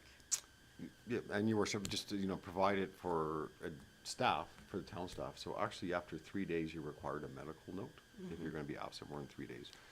That medical note doesn't state why. It's just a physician saying so-and-so will be absent from work from these days. So, but the reality with trying to get into a doctor, to get a note, it took me 35 days to go and get an appointment with my doctor, because if you have a doctor and you get in on the wrong week of trying to book an appointment, they only book appointments once a month. So within 3 days, it's fine if you're sick and have the sniffles at work, but I mean, it's not really practical. My rule of thumb at my business, when I personally do it, is I don't need a sick note unless it's an extended period or it's something needs to be addressed. Because it ties up the medical system for nothing. If they have the flu or if they have a doctor's appointment they can't get to for a month, it doesn't make sense. So I'm just putting that out there for council's consideration, that some of these rules maybe aren't practical for the times we live in. Councillor Phillips. Yes, I'm just reading item 7.4 or 7.4 on this one. It says council may consider. It doesn't say council will do. It just says we may consider suspending the honorarium. So that doesn't mean we're actually doing it. It just means it's something that may happen. And of course, it all comes down to circumstances. If someone, heaven forbid, has cancer, by all means, take as much time as you need. Or a family member passes, or something tragic happens, by all means, take the time you need. And If someone's so- going to Machu Picchu for 6 months, I think that's a whole different scenario. And this encompasses all of the scenarios. And that's why it says may, because if there's a legitimate reason, there's no reason to do that. But if I'm just using Machu Picchu as you go there for 3 to 6 months, that's something that we would need to look at. And should someone receive an honorarium when they're gone away for that amount of time, that's a council decision to talk about. But if we don't have it in a policy, we can't talk about it. We can't do anything with it. And that's why policies exist. It's to take care of the things that we can't. It's just in a policy, and then we know what we can and can't do. Thank you. Back to Mr. Kraus. Oh, sorry, Councillor Chappelle, did you have something to add? Well, if we're talking about 7.4, I'm going to talk about 7.3, and that's the removal of the last part of that, and council to consider any actions they deemed appropriate. I think we should remove that. I think that is too, it's a motherhood statement that is too broad, and I think needs not to be there. Because here again, this is treading closely to the thin ice of everything from OH&S to labor standards to Right. human rights, all that kind of stuff, that statement. And I think we need to be cautious on that line, because we need not to give ourselves the ability to get into a liable situation. If you had an employee at work that had something going on, you wouldn't announce it on your Facebook page to your customers. So it just makes sense that we wouldn't do the same thing. Councillor Phillips. Thank you. So there's a definite distinction between us as government and elected officials and someone working at a 9-to-5 job. I'm not going to pick any job, XYZ company. Someone working at XYZ company, if they're going to be gone for 60 days, that's up to that employer to deal with that. As elected officials, there's a higher expectation of us to be here for council meetings, for GPC committee meetings, for the committees we're appointed to, and to be available to the public. And I think if we're not going to be available to the public for an extended period of time, we need to advise the public that that's happening, so that the public are aware, so that people aren't making up their own ideas of what's going on. We don't have to say a reason why, just that, Councillor XYZ is going to be away for 90 days for personal reasons, or health reasons, or whatever. I just think there's a different standard for an elected official as opposed to a 9-to-5 employee, and that's the distinction that I'm seeing in this policy, is that we're held to a different standard, to a higher standard than a regular employee would be. Thank you, Councillor Phillips. Councillor Hutchinson, I see your light on. Do you have something different than Councillor Hutchinson, or did you just want to agree? 'Cause Well, I'm looking I'm- for a difference of opinion at this point, so we can go back and forth. And my comment is that elected officials do not fall under all of those categories that Councillor Chappelle had required. We're not under WCB, we don't go through, we are different. And my thoughts on this policy is this is a tool to be able to communicate amongst each other and we have to work as a cohesive group as opposed to an employee who's one person. So I just think that this is a tool an extra added tool that we need, and I'm definitely in favor of it. Counselor, so that's the same opinion as Counselor Phillips. Counselor Chappelle.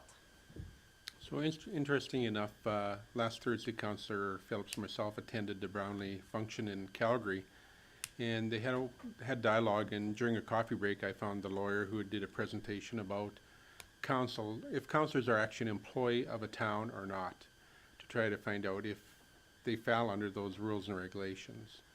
And the first question that was asked was, did you get a T4 slip? I said, yes. She said, then you would be considered typically an employee of the community. There's no case law in place, is what she told me, to indicate differently.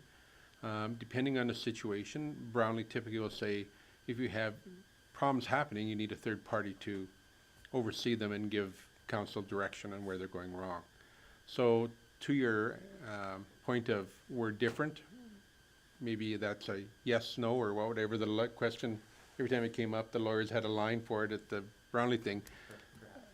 Perhaps.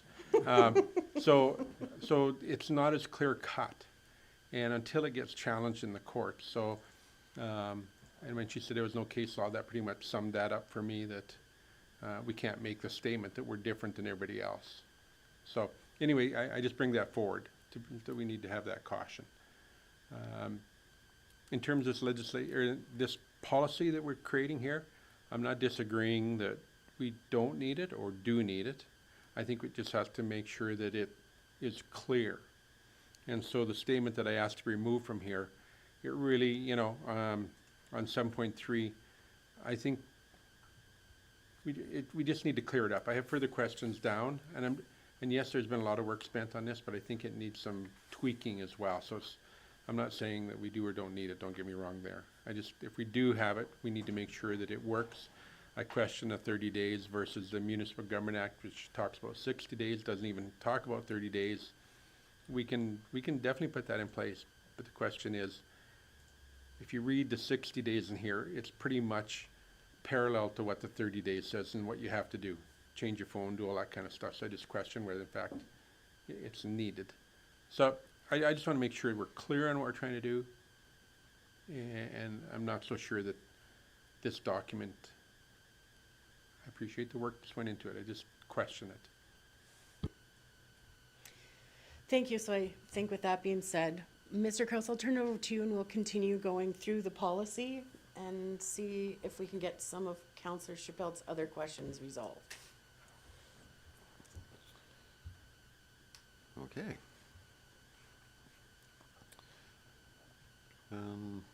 So then the difference in section 7 from the previous section is again going down to 7.5 because it's an extended leave, and this is for council's discussion, that the emails from the absent member are sent to the mayor, or the mayor is the one absent. The email will be sent to the deputy mayor. That's just for business continuity, but I'll leave that up to council, is the only reason we put it in there. And then section 8, I mean, this is where we're right on the line with the MGA. Because if you're absent 60 days or greater, without a approving resolution of council, then you're actually disqualified. So this section is typically written in that vein. Mr. Kraus, I'm gonna just stop you there because I see Councillor Chappelle's light is on. Surprise. Your worship, I can, Mr. Gross, just a wording in there. In our definitions, we have what a meeting means, and it could be this meeting today or a council meeting. We specifically said regular council meeting. I think we can just eliminate the words regular council meeting and just leave meeting in there. It then corresponds to definitions.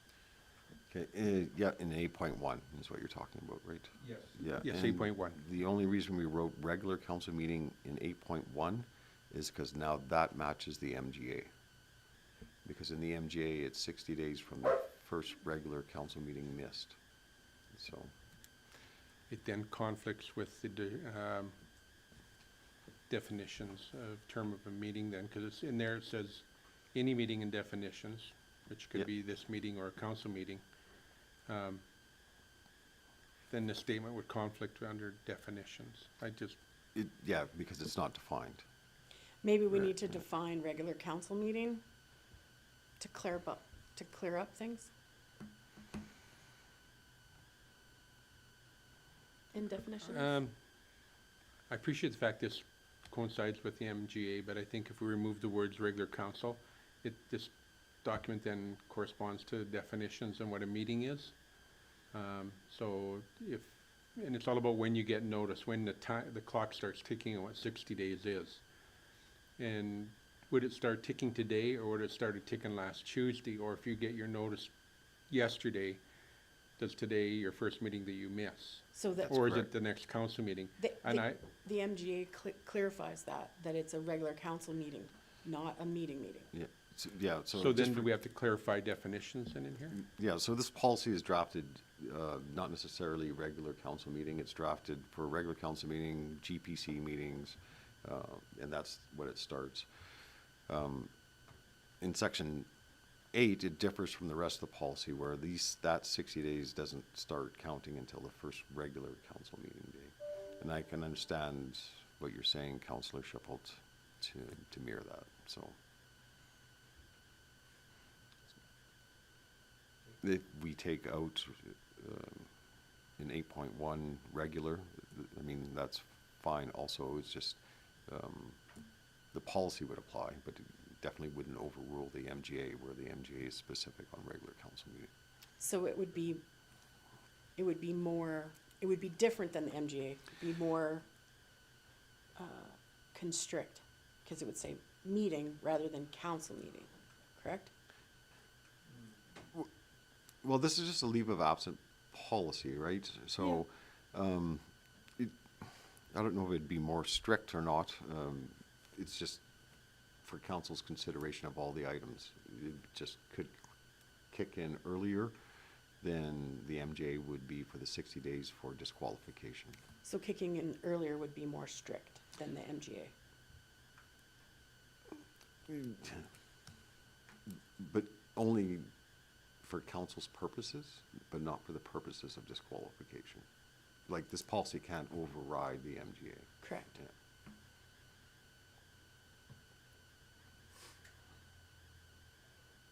Yeah. Do you have any more questions, Councillor Chappelle, on where we're at 8.3, I think? 8.2. Thank you. If I can, Your Worship, I'm sorry. This has to do with the word writing. You have to provide something in writing.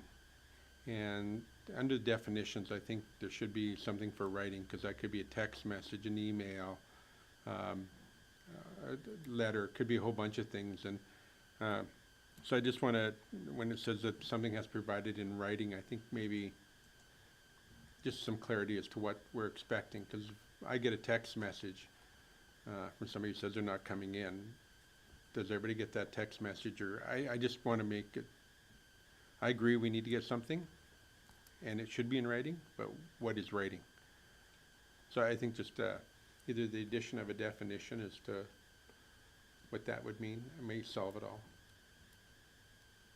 Yeah, so I would probably just add it into the sentence, email or letter. That would work. And what about text message? I don't advise on text message, so. I'm just trying to clarify that. Yeah, no, good question. So we're done 8.3, are we into 8.4? Do you still have questions? No, or- I'm at 8.3. Okay, I'm sorry. sorry, that was 8.2. 8.2, now we're at 8.3? 8.3, and here again, it refers to, for council to consider any actions that depend appropriate. Earlier, I'd asked to get removed out of something. In this case, I'm not quite as, if you're asking for more than 60 days off, in this situation, I think it should be there. I think we can start at that point manhandling and saying, hey, this isn't right. So I just wanted to make a point of saying that although I've asked for it to remove from a previous one, this one I'm okay with, because after 60 days is, to me, over and above what the Municipal Government Act provides for.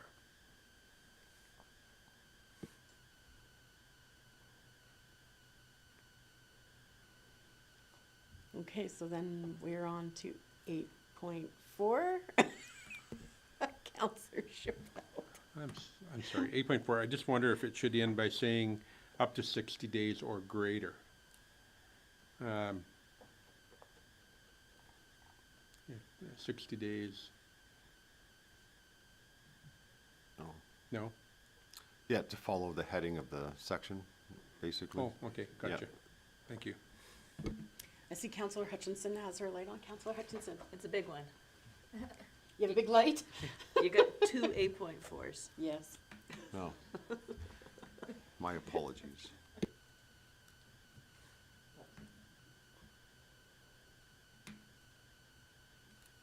So the second 8.4, just so we can follow along where we're at, does anybody have any problems with the second 8.4? Counselor Chappelle, your light is on. It is, because I'm on the first 8.4, if I could, Okay. your worship. to Sorry? Mr. Crosa.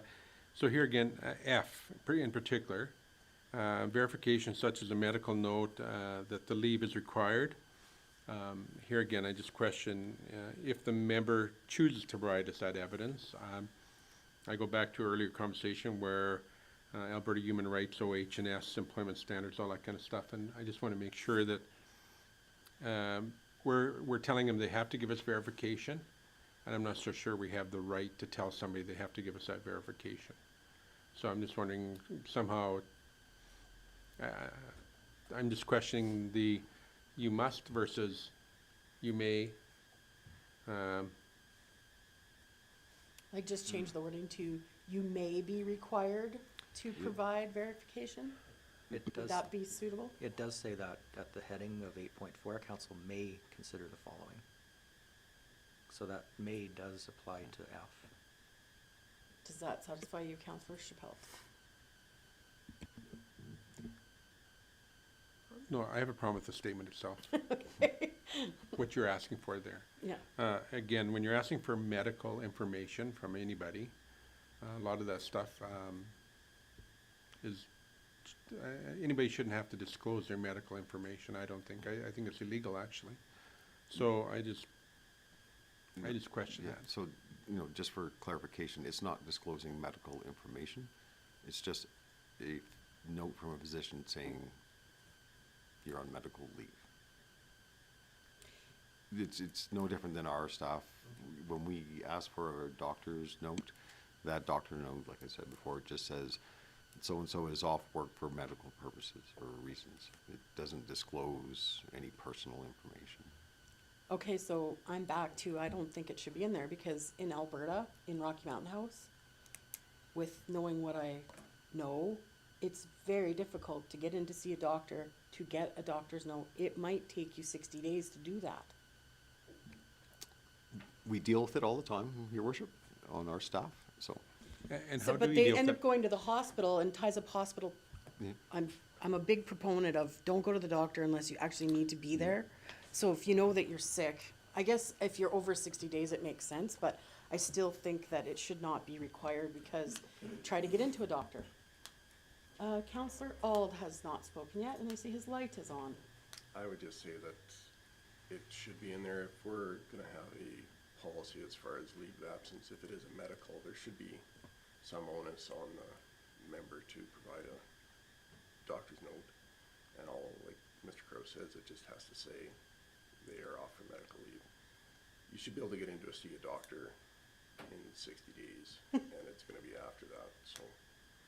I think if that's our policy with our staff, I think that's, as Mr. Schipple just alluded to, we're not that much different than a regular staff. So I'm in favor of having it in there. Thank you.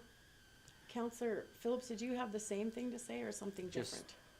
kind of the same in a different way. When someone's on a medical leave, that means they've gone to a doctor and have that doctor has assessed them in some way, shape, or form. And at that particular time, I would be saying to the doctor, I need a note, just saying that I am not fit for work, not fit to return to work for 30 days or whatever it happens to be. So I would be fine with having a medical note provided, because if I'm not fit to perform my duties because of medical reasons, it's because I've already seen a doctor. Again, if you're sick and you can't get in to see a doctor, then what? So that's fine, we can move forward. Counselor Chappelle. No, I would just like to, if I could, your worship, to Mr. Kraus, how do they handle it, how do you handle it internally here? What ends up happening? They still have to get a doctor's note.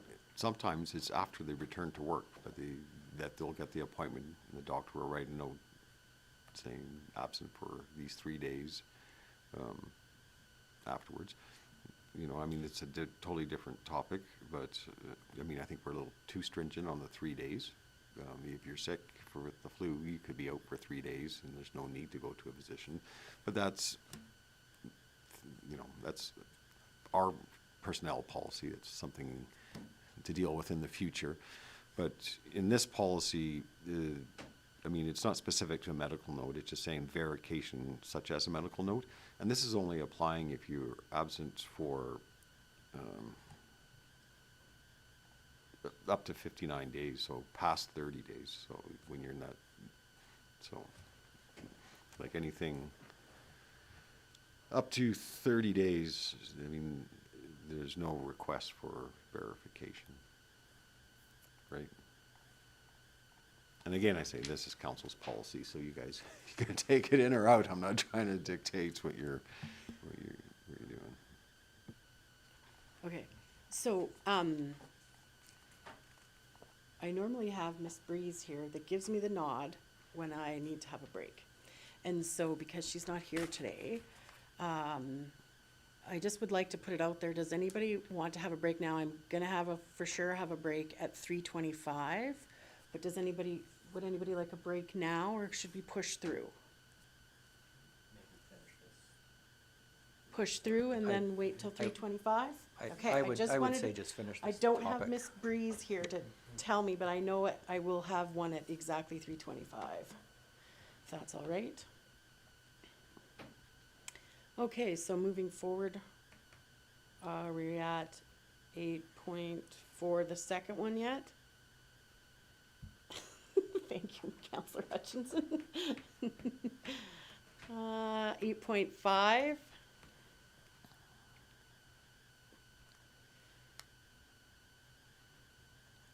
Mr. Coase, did you want to? Oh, I do can you want just me to keep just keep reading going? numbers or. So, okay, no, I'm sorry, I Is didn't there know if you were something- asking council or myself. Well, but- I just want to see if So- anybody has anything, like, do we keep going? Do you want us to? So 8.5 is just like the previous sections, out of office and emails. 8.6 is just voicemail on your town phone.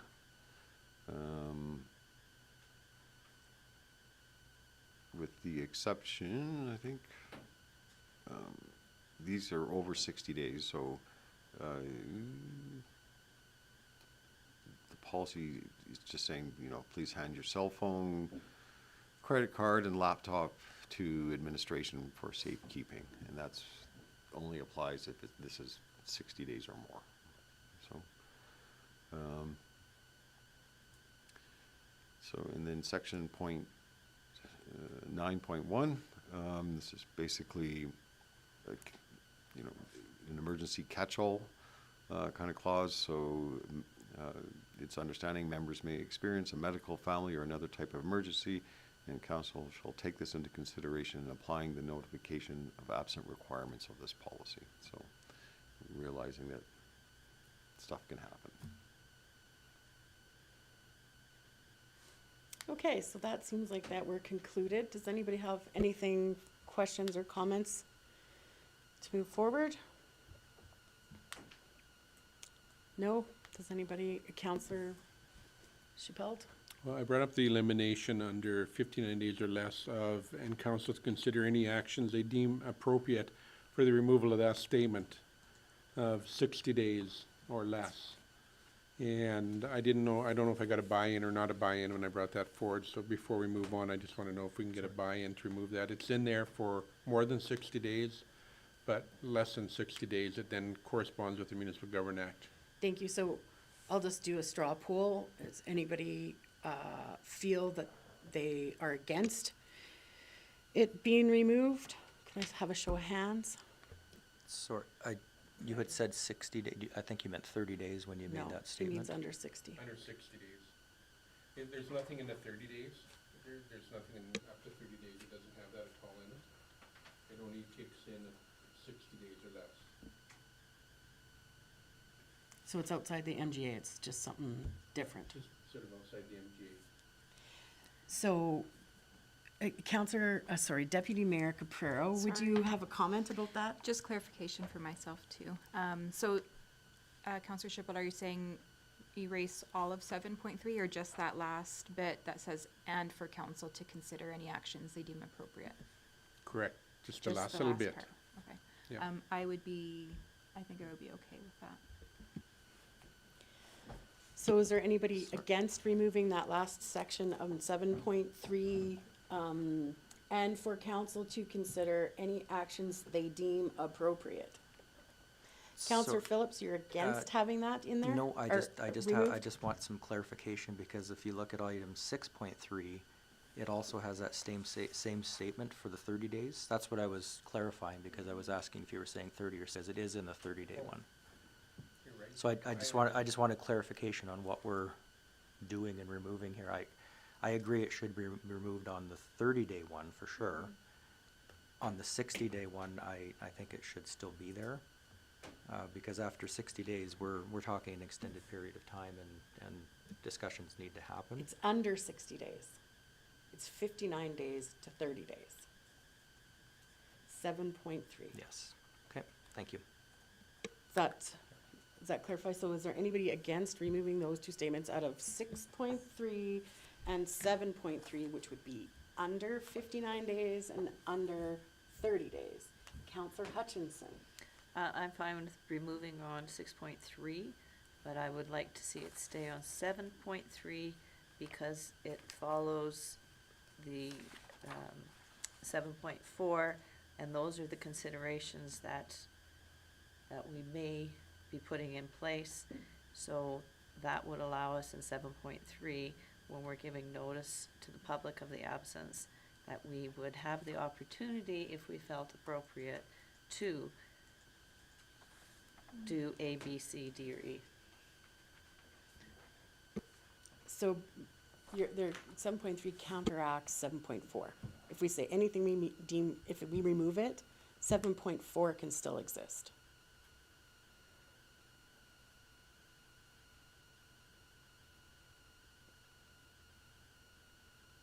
Because 7.3 says we can do any actions we deem necessary, and 7.4 lays out the actions that are possible. Is that, Mr. Kraus, is that, if we remove that, 7.4 would still be applicable? Is that correct? Yeah, because it's a different number. Well, the two actually, one leads into the next one, so I'm just, I mean, you could.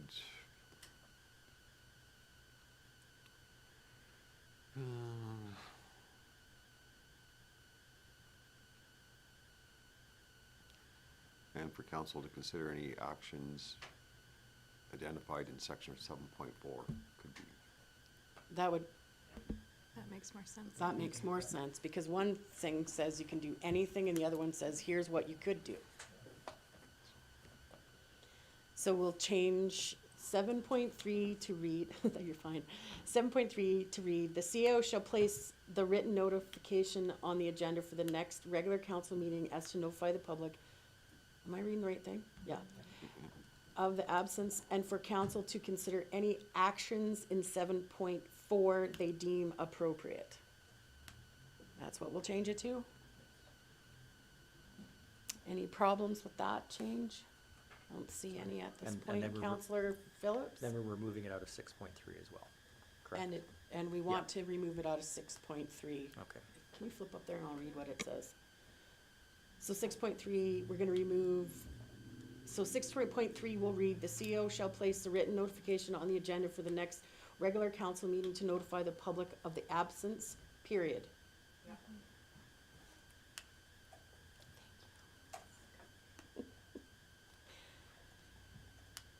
Any further discussion on 7.5 council attendance policy? Councillor Chappelle, your light is on. Does that- It is nothing relative to this. I just want to thank Councillor Phillips for catching my air. Okay, thank you. Does anybody want to make a motion at this time?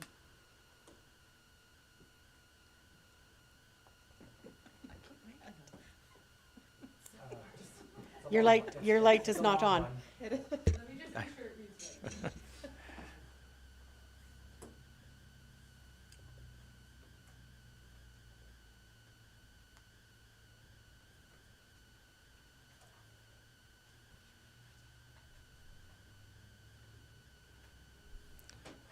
Okay, so I'm prepared to make a motion that the Governance and Priorities Committee rise and report the draft council attendance policy to the February 20th, 2024 regular council meeting for council's consideration with the following amendments. Remove and for council to consider any actions they deem appropriate from item 6.3. Change item 7.3 to read the CAO shall place the written notification on the agenda for the next regular council meeting to notify the public of the absence, and for council to consider any actions under 7.4 they deem appropriate. Add the clarification of by email or letter to the stipulation of in writing through the policy renumbering of, and the policy renumbering of section 8. Is this something, I have a question before we go to the vote. Is this something that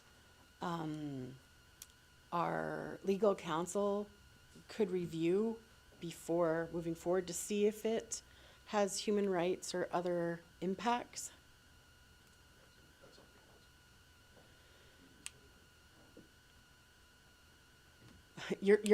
So his answer is light was off, was that it's up to council. So, yeah.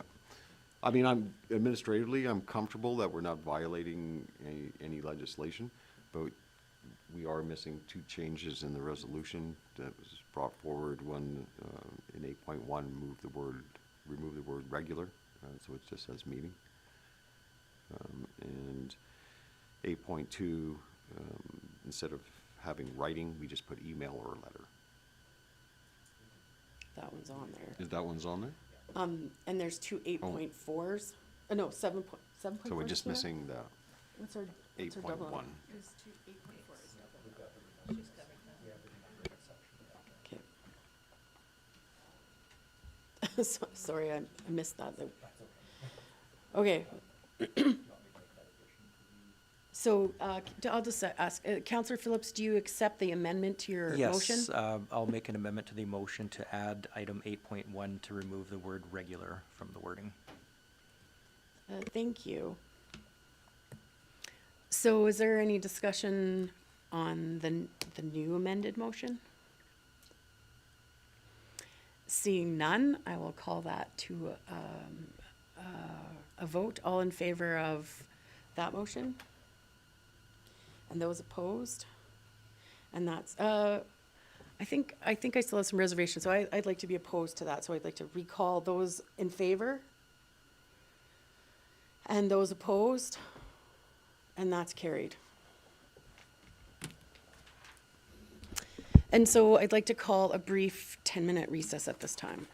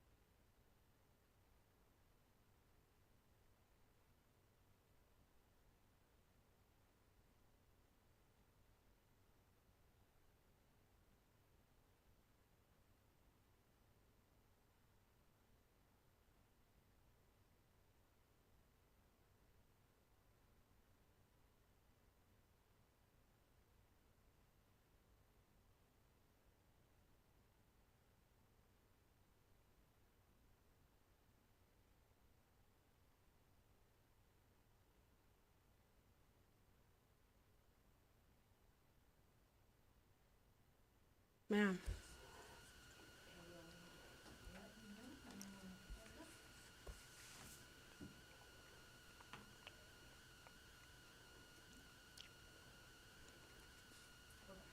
Thank you very much. So that was the completion of 7.5, and we don't have any correspondence for action today. So under number 9, correspondence for information, there's quite a few meeting minutes there. Does anybody want to pull anything out of the correspondence for information? So then I'm looking for a motion, please. Councillor Yep, Phillips. Thank you. I'll make a motion to accept items 9.1 through 9.5 as information. Thank you very much. All in favor of that motion? And opposed? And that's carried. So moving on to number 10, activity and committee reports. 10.1, Mayor's activity and committee reports. Does anybody have any questions or comments about my report? Could I have a motion, please? Councillor Chappelle. I also make a motion to accept your report as presented. Thank you very much. All in favor of that motion? Any opposed? And that's carried. So 10.2, Councillor Auld, I think there's a typo on your report. You've got a cow meeting down, and it should have been our governance and priorities committee meeting. Is that correct? Yes. Thank you very much. I just wanted to clarify. Does anybody have any questions for Councillor Auld besides the clerical error? Councillor Caprero's report, she had to go to a meeting or appointment. Councillor Hutchinson, did you have anything you wanted to say about your report? Sure. One of the Alberta Munis webinars I took was on healthy community guidelines. It was super interesting, and there is a large research document on it that if I can ever get downloaded, I've had communications try and help me with it, I'll forward it along because it was very interesting on designing communities and all targeted towards healthy living. So if I ever get that, it'll be good for you guys to have a look at when we look at expanding our municipality. I took another one, the Renew Well project. That was quite interesting on they're turning abandoned well sites into solar farms down south. The one in particular was in Tabor, and they're focusing on solar generation, solar power to provide electricity for their irrigations, which I think there's 2 projects that they've done in the province so far, and depending on where you're living, of course, down in that area, it's hard, all the water shortages in the forefront, so it was kind of an interesting one. I did the LGFF funding webinar, which was really, really interesting to clarify how the way the capital program is working and the inequalities amongst municipalities that are of similar size depending on how the formula works. And it was interesting how the amount of money that they said is going towards LGFF funding, but 382 million goes to Calgary and Edmonton, and 340 million goes to the non-charter municipalities. So it's a very uneven funding model. So AB Munis is still advocating to have some changes on that. And the other one I took was EDA, Economic Developers Association, the Youth Challenge, which is Why I Love Alberta. And we'll bring this forward for discussion for council for the next meeting. It's a program where it's going out to school kids to do grades 9 to grade 12 to do a 1-minute video on why they love Alberta. So the town can take the lead. They've got a toolkit offered on there. And what it does is it'll give good feedback to for economic development and using our youth as ambassadors for the municipalities and the community and province. So that was another one that was really interesting. So all of those webinars are available online. You can go to AV Muni and find the webinars, or the EDA website for watching those as well. And then that's about it. Thank you very much. Counselor Phillips. Yes, thank you. So I alluded to a FCSS funding model change that we've kind of implemented. So we've had quite a number of discussions at FCSS about how we can grant dollars out and how we can make the best use of the dollars that we have there. Typically, the funding requests that come in January could completely wipe out all the grant money that's there, and the board would be kind of ineffective for the rest of the year. So what we've done is we've kind of instituted a model where we go 50% funding to existing projects, 25% for new projects, and then 25% for things that FCSS will target. So things that FCSS sees in their strategic plan that's missing out of the community, 25% of that granting money will go towards something that is FCSS driven as opposed to coming to FCSS looking for granting. So that's a big different look at the funding model, because typically we would just get the funding requests, grant the money, and that would be it. So this is a lot more like shooting with a rifle as opposed to a shotgun. You're going to get more precise results. So we're hoping that this will make a good change for FCSS and make a better use of the money and the funding that's there. And also for the Parkland Regional Library Board, they have a new salary grid that's looking at coming into effect. Their old salary grid had 15 steps, which was far too many. It looks like it's going to be pared down to about 7 or 8. And what that will mean is that to get onto a new grid will be a little bit of a hiccup for the first year, which will cost a little bit more money. Once it's on that grid, then it becomes a status quo. So we're looking at how that's going to impact the budget for 2025, as 2024's budget's already done. So we're looking at how that's going to affect 2025's budget and the requisitions for the municipalities. And everything else is on my report there. Thank you, Counselor Phillips. Counselor Chappelle. I have nothing to add to my report. So I'll make a motion to accept for information 10.2, the counselor activity and committee reports. All in favor of that motion? And opposed, and that's carried. So moving forward to 11.1, department reports. And thank you, Worship. If council has any questions on any of the department reports, I'll try to answer them. I think there's just one operational issue I want to bring to the attention of council, because I talked to the policing committee yesterday about it. So we've implemented the criminal records check fee. And the day we did that, the RCMP advised us, well, they can't charge county residents because of their contract with the province. So that was new information to us, because the RCMP used the stats of the criminal record checks for the whole detachment to, I guess, make the request for us to implement the fee to reduce, as many criminal record checks. But so really right now we have kind of a two-tier system. So we're working with the RCMP to see how we can rectify that. And we don't know what that looks like yet, whether it's an agreement with the province that we can charge residents that live on the provincial side of the agreement or not, but we'll bring that back to council if we can't, so we don't have that disparity. Yeah, that would have been nice to know before we went through all that work. So, There we go. Counselor Chappelle. Just a couple questions or comments. At the Brownie thing that Mr. Councilor Phelps and I attended, there was a couple of things that came forward that I thought were interesting.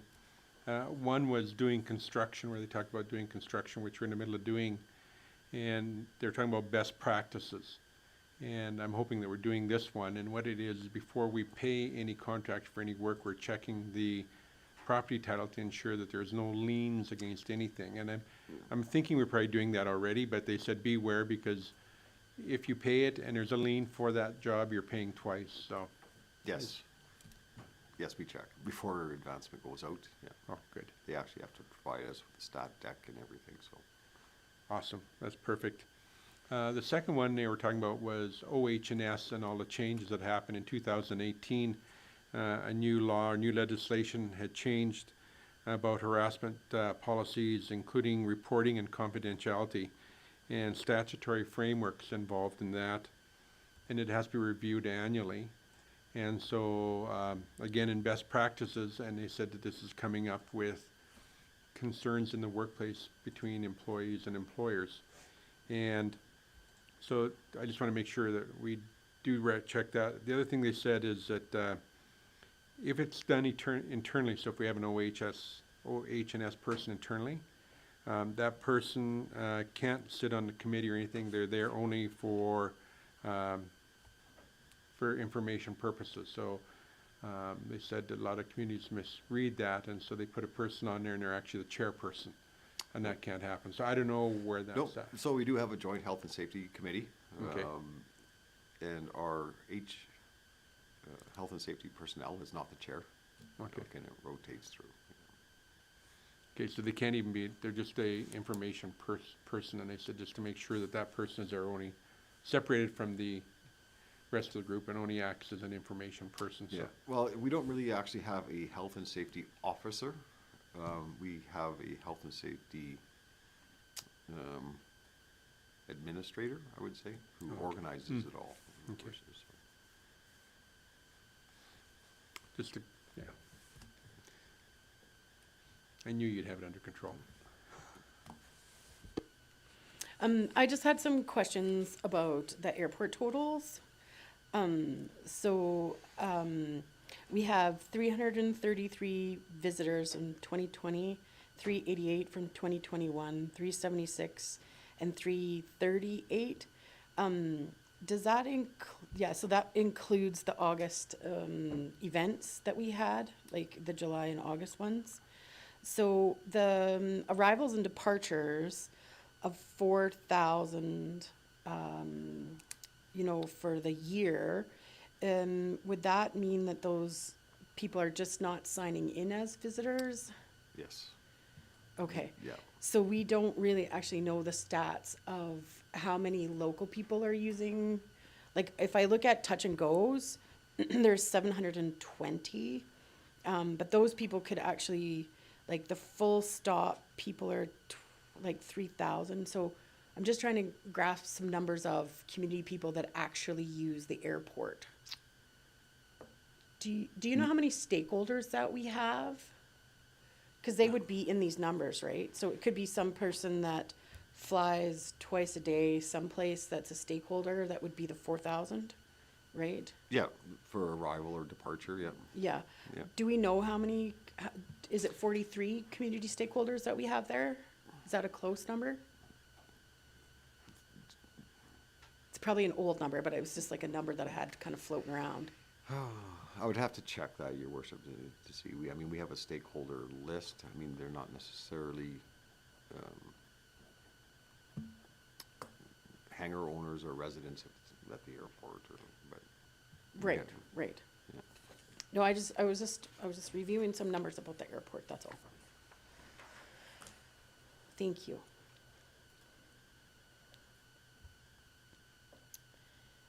Does anybody else have any questions for administrative reports? So make a motion to accept for information the department reports for 11.1. Any questions or comments on that motion?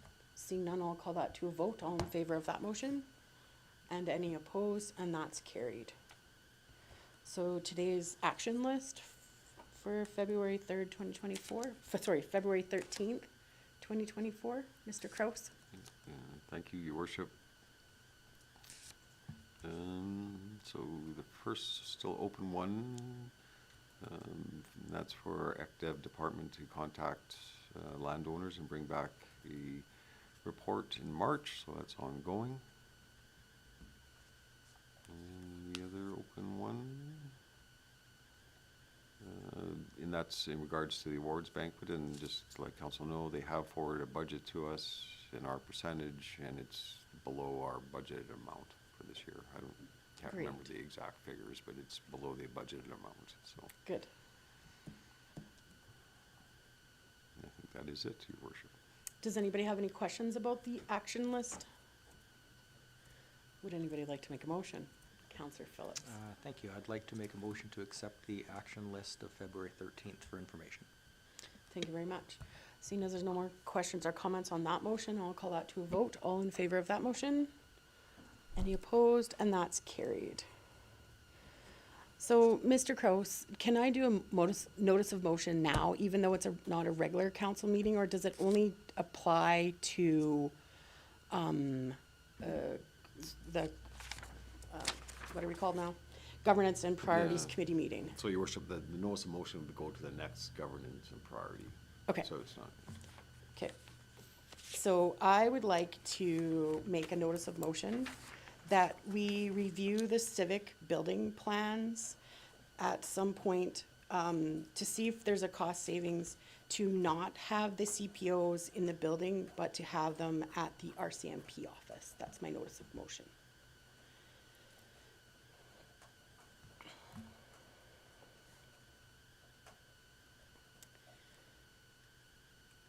And that's all I had. Does anybody else have any notices of motion?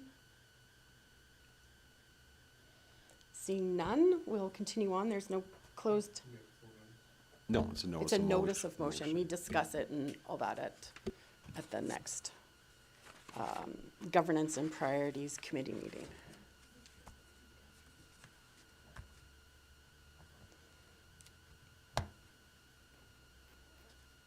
Yeah. Thank you.